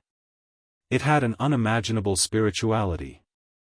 When it operated on its own, it could have the most powerful strike of a powerhouse at the peak of knowing destiny. 1,000 years ago, it was carved by the headmaster in the south of the Vermilion Bird Avenue to guard this great capital. Countless demons and evil spirits were quietly burned to ashes by it in the dark night. When the Abbey Dean entered Chang'an, the Vermilion Bird painting sensed him. When it was about to show itself to fight, the Abbey Dean stepped on its wings. It was just a simple step, but it didn't dare to move. Because the Vermilion Bird sensed the gap between their states, it felt scared.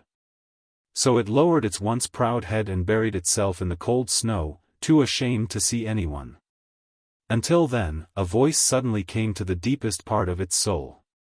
The voice said that he wanted to kill the Abbey Dean, so he needed its help. The Vermilion Bird knew who the voice was, but it couldn't think of anyone who could kill someone like the Abbey Dean after the headmaster left the human world. So it was still timid. But the voice kept echoing in the deepest part of its soul, rubbing against it and burning it like surging magma. It was so irritated that even its blood started to burn. The timidity from a moment ago turned into shame. Something called courage returned to the Vermilion Bird. The snow was blown away by the wind, revealing its eyes. A majestic aura rose on the street. The wings of the Vermilion Bird painting broke through the snow and stones and appeared in the sky. With an extremely clear cry, the Vermilion Bird's body left the street and soared into the sky. The Vermilion Bird hadn't chirped for 1,000 years. Would today's cry be able to shock the gods? The Vermilion Bird spread its 100-feet-long wings and flew across the sky, arriving at the south gate of Chang'an in an instant. The city walls towered into the clouds, and the bricks were old. The Vermilion Bird flew between the city walls. It flapped its scarlet wings, as if dragging 2 flames behind it. It stuck close to the city wall and flew at high speed. In an extremely short amount of time, it arrived in the north.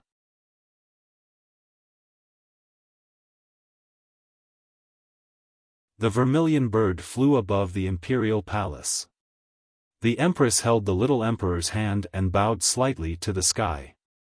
Yu Lian raised an eyebrow in the corner tower of the royal city. The Vermilion Bird flew over the imperial palace, lowered its altitude, and dove south along Vermilion Bird Avenue. This world's straightest and widest road was its path. The Vermilion Bird flew extremely fast on this road. Its wings, which were more than 100 feet long, seemed to be setting Chang'an on fire. Wherever it touched, the snow suddenly turned into smoke. No one on the snowy street could react. They only heard a clear sound, and then they saw a fiery shadow approaching. No one had time to think, not even the Abbey Dean. When he saw clearly that it was the vermilion bird flying on the street, he could not help but show a mocking expression. The Abbey Dean rarely showed emotions like ordinary people, but he could never suppress his mockery and contempt for the legendary vermilion bird. Even he himself could not figure out the reason. Perhaps it was because the vermilion bird was the only thing left by the headmaster in the human world. The vermilion bird flew on the snowy street, flapping its wings. The blazing flames burned the air and made a crackling sound. The whole world seemed to turn into a fiery red color.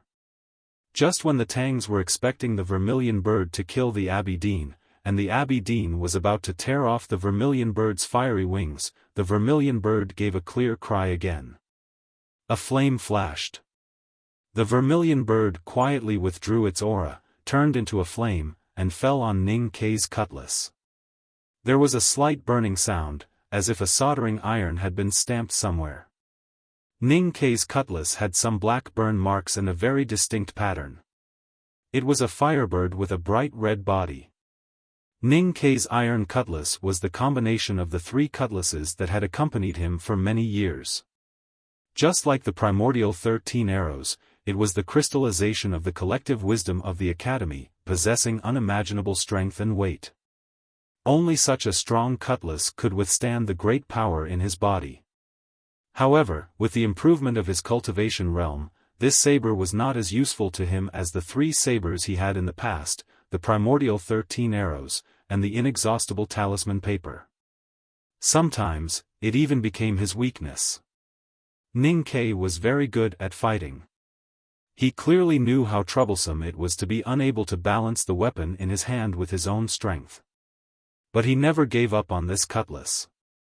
Because in the darkness, he always felt that this blade should belong to him, and that one day, it would reveal its true sharpness. When this cutlass was made, he even refused 4th brother's and 6th brother's suggestion to carve talismans on the cutlass to increase its power like most of the powerful cultivators in the world did.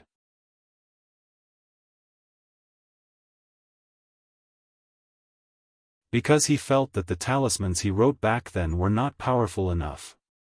Using them on the iron cutlass was equivalent to destroying the cutlass. Even though he could write divine talismans now, he still felt that it was not enough. There was no reason. He just felt that the talisman that was qualified to be carved on this cutlass must be extraordinary. So the iron cutlass had always been dim, without any talisman lines carved on it. The heavy cutlass looked so simple and unadorned, but it was constantly soaked in blood. Until today, with a clear cry from the south of Chang'an, the vermilion bird broke through the sky and turned into a flame falling on the cutlass. Then, a bright red pattern appeared on the black cutlass. Ning Kei then realized that it was what he had been waiting for. He then understood why the headmaster of the academy let him meet the vermilion bird before he left the human world. It must be an extraordinary talisman that matched this iron cutlass. This talisman was the vermilion bird. It was the killing talisman in the god-stunning array. The cutlass had been pulled out of the snow. Ning Kei raised the cutlass, and the snow suddenly scattered.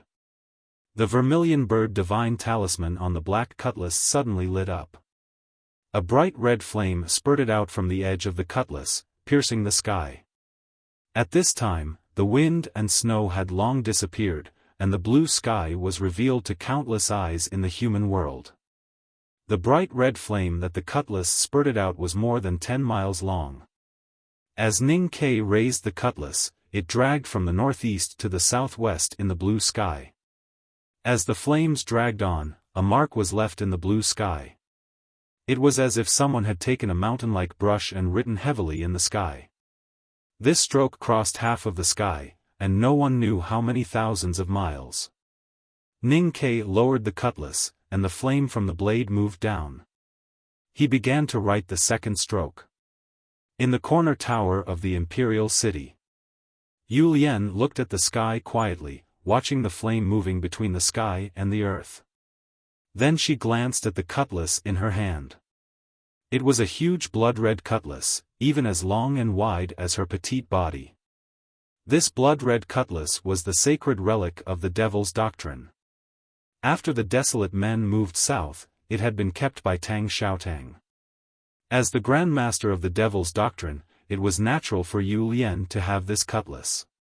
When the Abbey Dean walked on the snowy street, she came to the imperial palace for this cutlass. Judging from its appearance, the blood-colored giant blade in her hand was definitely more terrifying than the one in Ning Kei's hand, and it gave people a stronger sense of deterrence. But she knew that compared to the one in Ning Kei's hand, her blood cutlass was inferior. Ning Kei's cutlass could write in the sky. You finally wrote that word.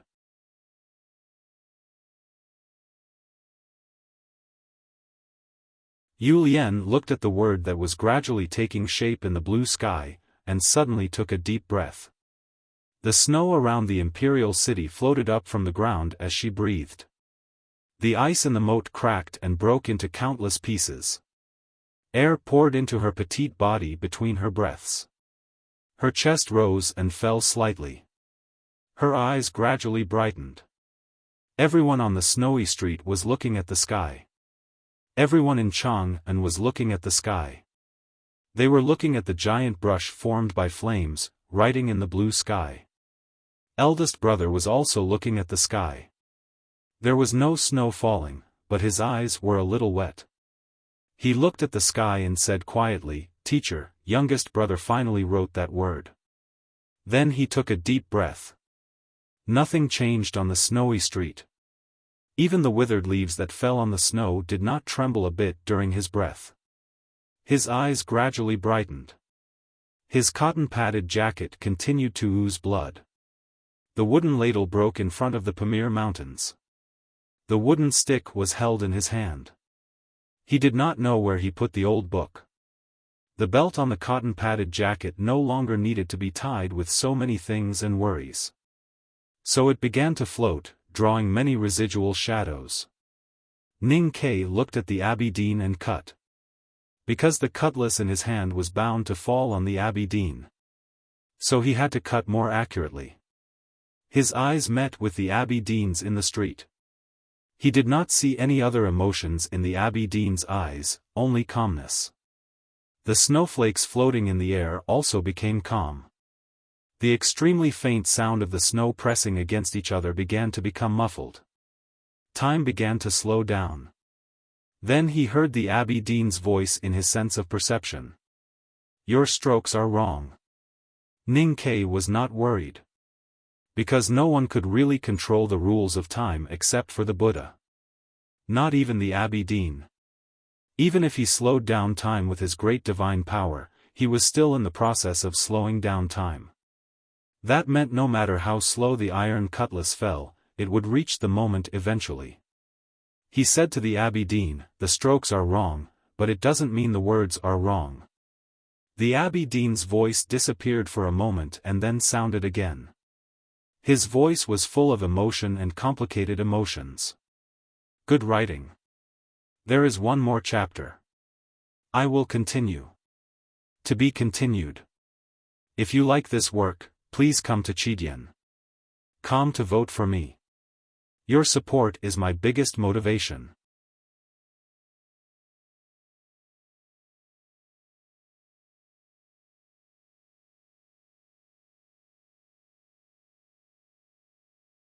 Chapter 805. I never understood why the headmaster accepted you as his last disciple. Although you had many adventures and entered the knowing destiny state early, which is indeed extraordinary for ordinary cultivators in the world, you are not even as good as my son Pippi, let alone Li Man, Jun Mo, and Lin Wu. What right do you have to be the last trace left by the headmaster in the human world?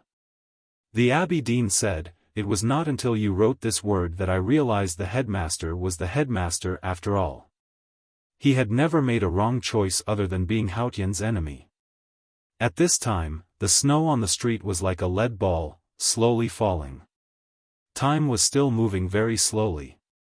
Ning Ke listened to the voice in his sense of perception and naturally thought of his headmaster who was still fighting in the sky. The Abbey Dean looked at Ning Quebec. At first, he was ready to kill him. But when he saw Ning Ke take out the cutlass, he decided to kill him. At least he could not let Ning Ke take out the cutlass. When Ning Ke took out the cutlass, he wanted to retreat, but he was trapped by countless cutlasses in Chang'an. When the vermilion bird attached to the iron cutlass and Ning Ke started to write the big word in the sky, he decided to choose another way out. The state gap between him and Ning Ke was too big. Even if Ning Ke could write that word, he might not be able to defeat him. The real reason why he decided to retreat at all costs was because of what he saw. Earlier, he saw a deep dark night. It's a pity that the stroke order of the word is wrong, and you can't finish it in time. Then when I want to leave, no one can stop me. The Abbey Dean said and then opened his arms solemnly, as if he was welcoming something. As he moved, the speed of time on the snow street returned to normal. The Abbey Dean's fingers trembled in the cold wind. 3 of his fingers on his left hand had been cut off by Yu Lian's cicada wings. At this time, he opened his arms to embrace the sky, and only 7 fingers remained in the sky. They were the 7 Tianqi. The majestic power and tranquil light fell on the snow street, on the Abbey Dean, or more precisely on his fingers. 7 rays of clear light fell on his fingers. The clear light fell on the fingers and suddenly changed. The clear light on the Abbey Dean's right thumb turned red, the clear light on the index finger turned orange, and the clear light on the other fingers also changed colors. Red, orange, yellow, green, cyan, blue and purple. When the 7 heavenly lights combined, they became a rainbow. A rainbow appeared in Chang'an. One end of the rainbow was on the snowy street, rising steeply from the ground, reaching extremely high into the sky. Then, it drew a perfectly round arc, landing somewhere outside the city. This rainbow contained unimaginable power. The street shook uneasily, and the bluestone slabs cracked inch by inch.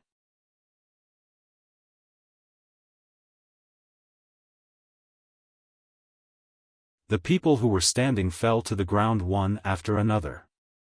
The remaining snow and dirty water were all shaken into powder. The Abbey Dean's figure disappeared from the snowy street. He flew with the wind and arrived in the sky along the rainbow. The sky was very big. Although the word written by Ning Ke with the vermilion bird blade was also very big, it could not occupy the entire sky, leaving enough space for the rainbow. His saber had not chopped down, and he had not finished writing the word in the blue sky. His blade carried the longing of millions of people, and this longing was extremely heavy. Perhaps it was because of this heaviness that it was somewhat slow. And the Abbey Dean was about to step on the rainbow and go thousands of miles away. This was a great divine ability. The sky was huge, really huge. No matter how great a bird was, it was impossible to fly across the entire sky. No matter how far one's vision was, it was impossible to see the end of the sky. There were countless cuts and talisman in tents in the city. The chi of heaven and earth was already in disorder. It was difficult for the Abbey Dean to leave. Therefore, he came to the sky, thinking that no one could stop him. But the sky was also very small, so small that birds would sometimes collide with each other. It was so small that people who lived under the sky sometimes found it difficult to breathe. A hand appeared in the sky and held the Abbey Dean's foot. The hand was very clean, and the nails were also very clean. There was no blood or dirt. The hand was very steady and firm, as if it was playing the zither. There was no trembling at all. It was the eldest brother's hand. In the wilderness, Sang Sang was summoned by Haotian's divine kingdom and gradually floated to the sky. Ning Ke held her waist and followed her to leave the human world. The headmaster stood on the ground and reached out to hold his foot. He reached out to hold the Abbey Dean's hand because he did not want him to leave. The eldest brother did not want the Abbey Dean to leave either. He and the Abbey Dean had been chasing each other in the human world for 7 days and 7 nights. How could he let the Abbey Dean go when the end was near? He was the eldest brother of the academy. He looked gentle and dull, but he had real wisdom. He had a pure heart. He knew the Abbey Dean's real state and the Taoist heart of the Abbey Dean better than Ning Quebec. He knew that the Abbey Dean would leave at all costs after Ning Ke wrote that word. Therefore, he was prepared in advance. He took a breath. The withered leaves did not tremble. Only the belt around his waist fluttered. That was the sign of entering the limitless state. When the Abbey Dean stepped on the rainbow and flew to the blue sky, he chased after him. He had never been so close to the blue sky, nor so far from the earth. He reached the blue sky with the limitless state, but he might not be able to return to the earth safely.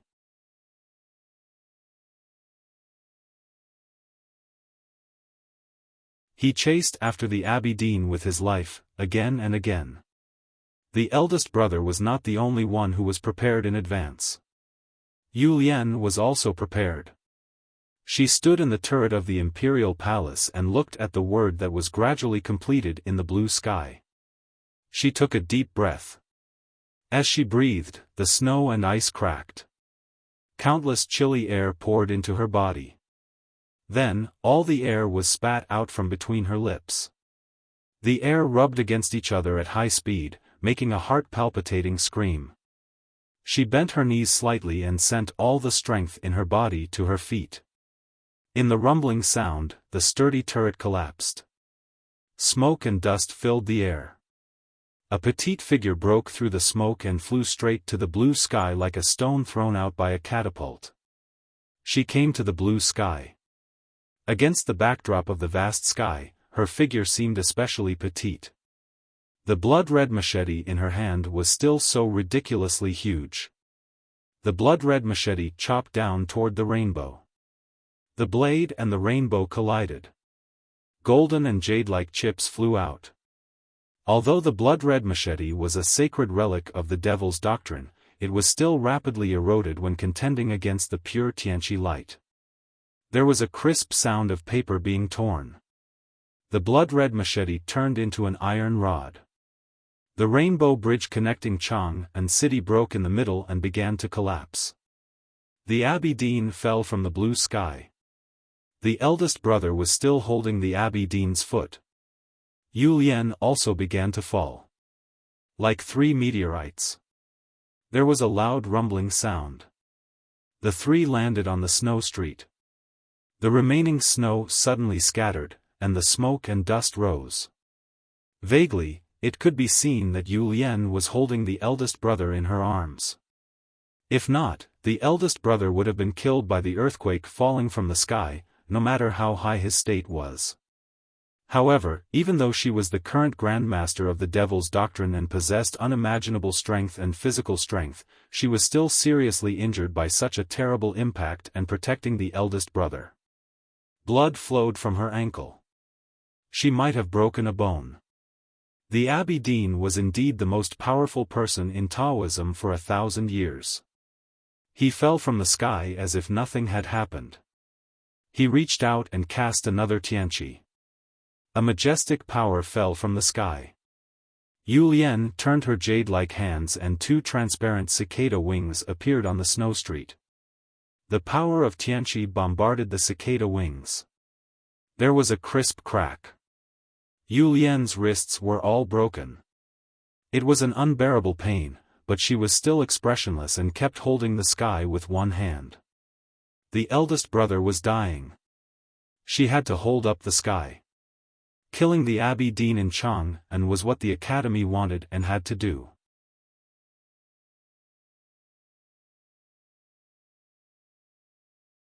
In the original plan, the eldest brother and she had made, Ning Ke should repair the God-stunning array and at least trap the Abbey Dean in a specific position.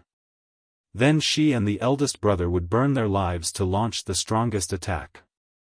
However, things never went according to plan. Ning Ke could not repair the God-stunning array in time. The Abbey Dean was more powerful than the Academy had imagined. Fortunately, Ning Ke could write that character now. Then what the eldest brother and Yu Lian needed to do was to trap the Abbey Dean and leave the chance for Ning Ke to kill him. A rainbow fell. The Abbey Dean went straight up to the sky. And then fell to the dust. Ning Ke's cutlass finally arrived.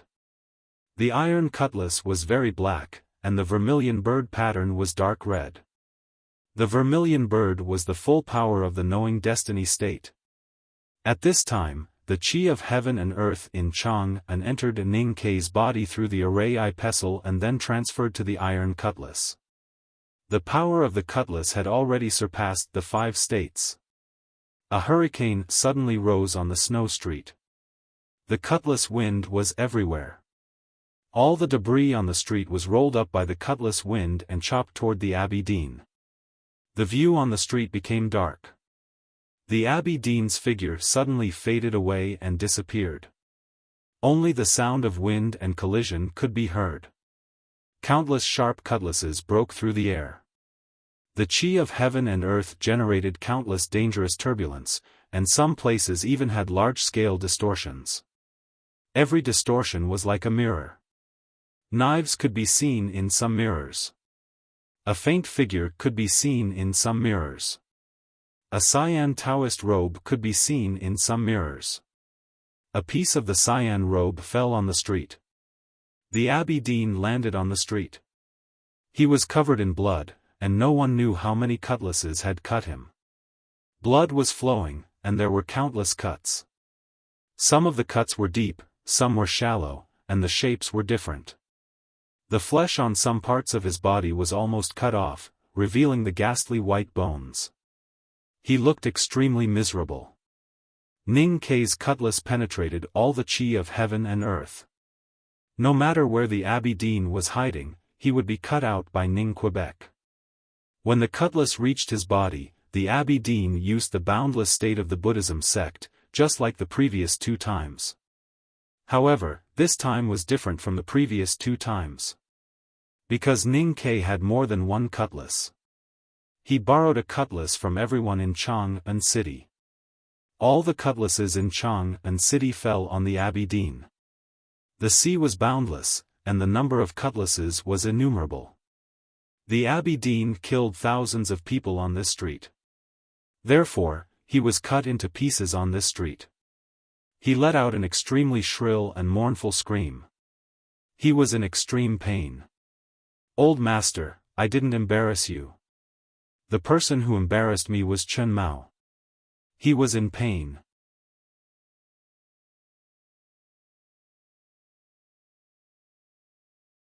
To be continued. If you like this work, please come to Chidian.com to vote for me. Your support is my biggest motivation.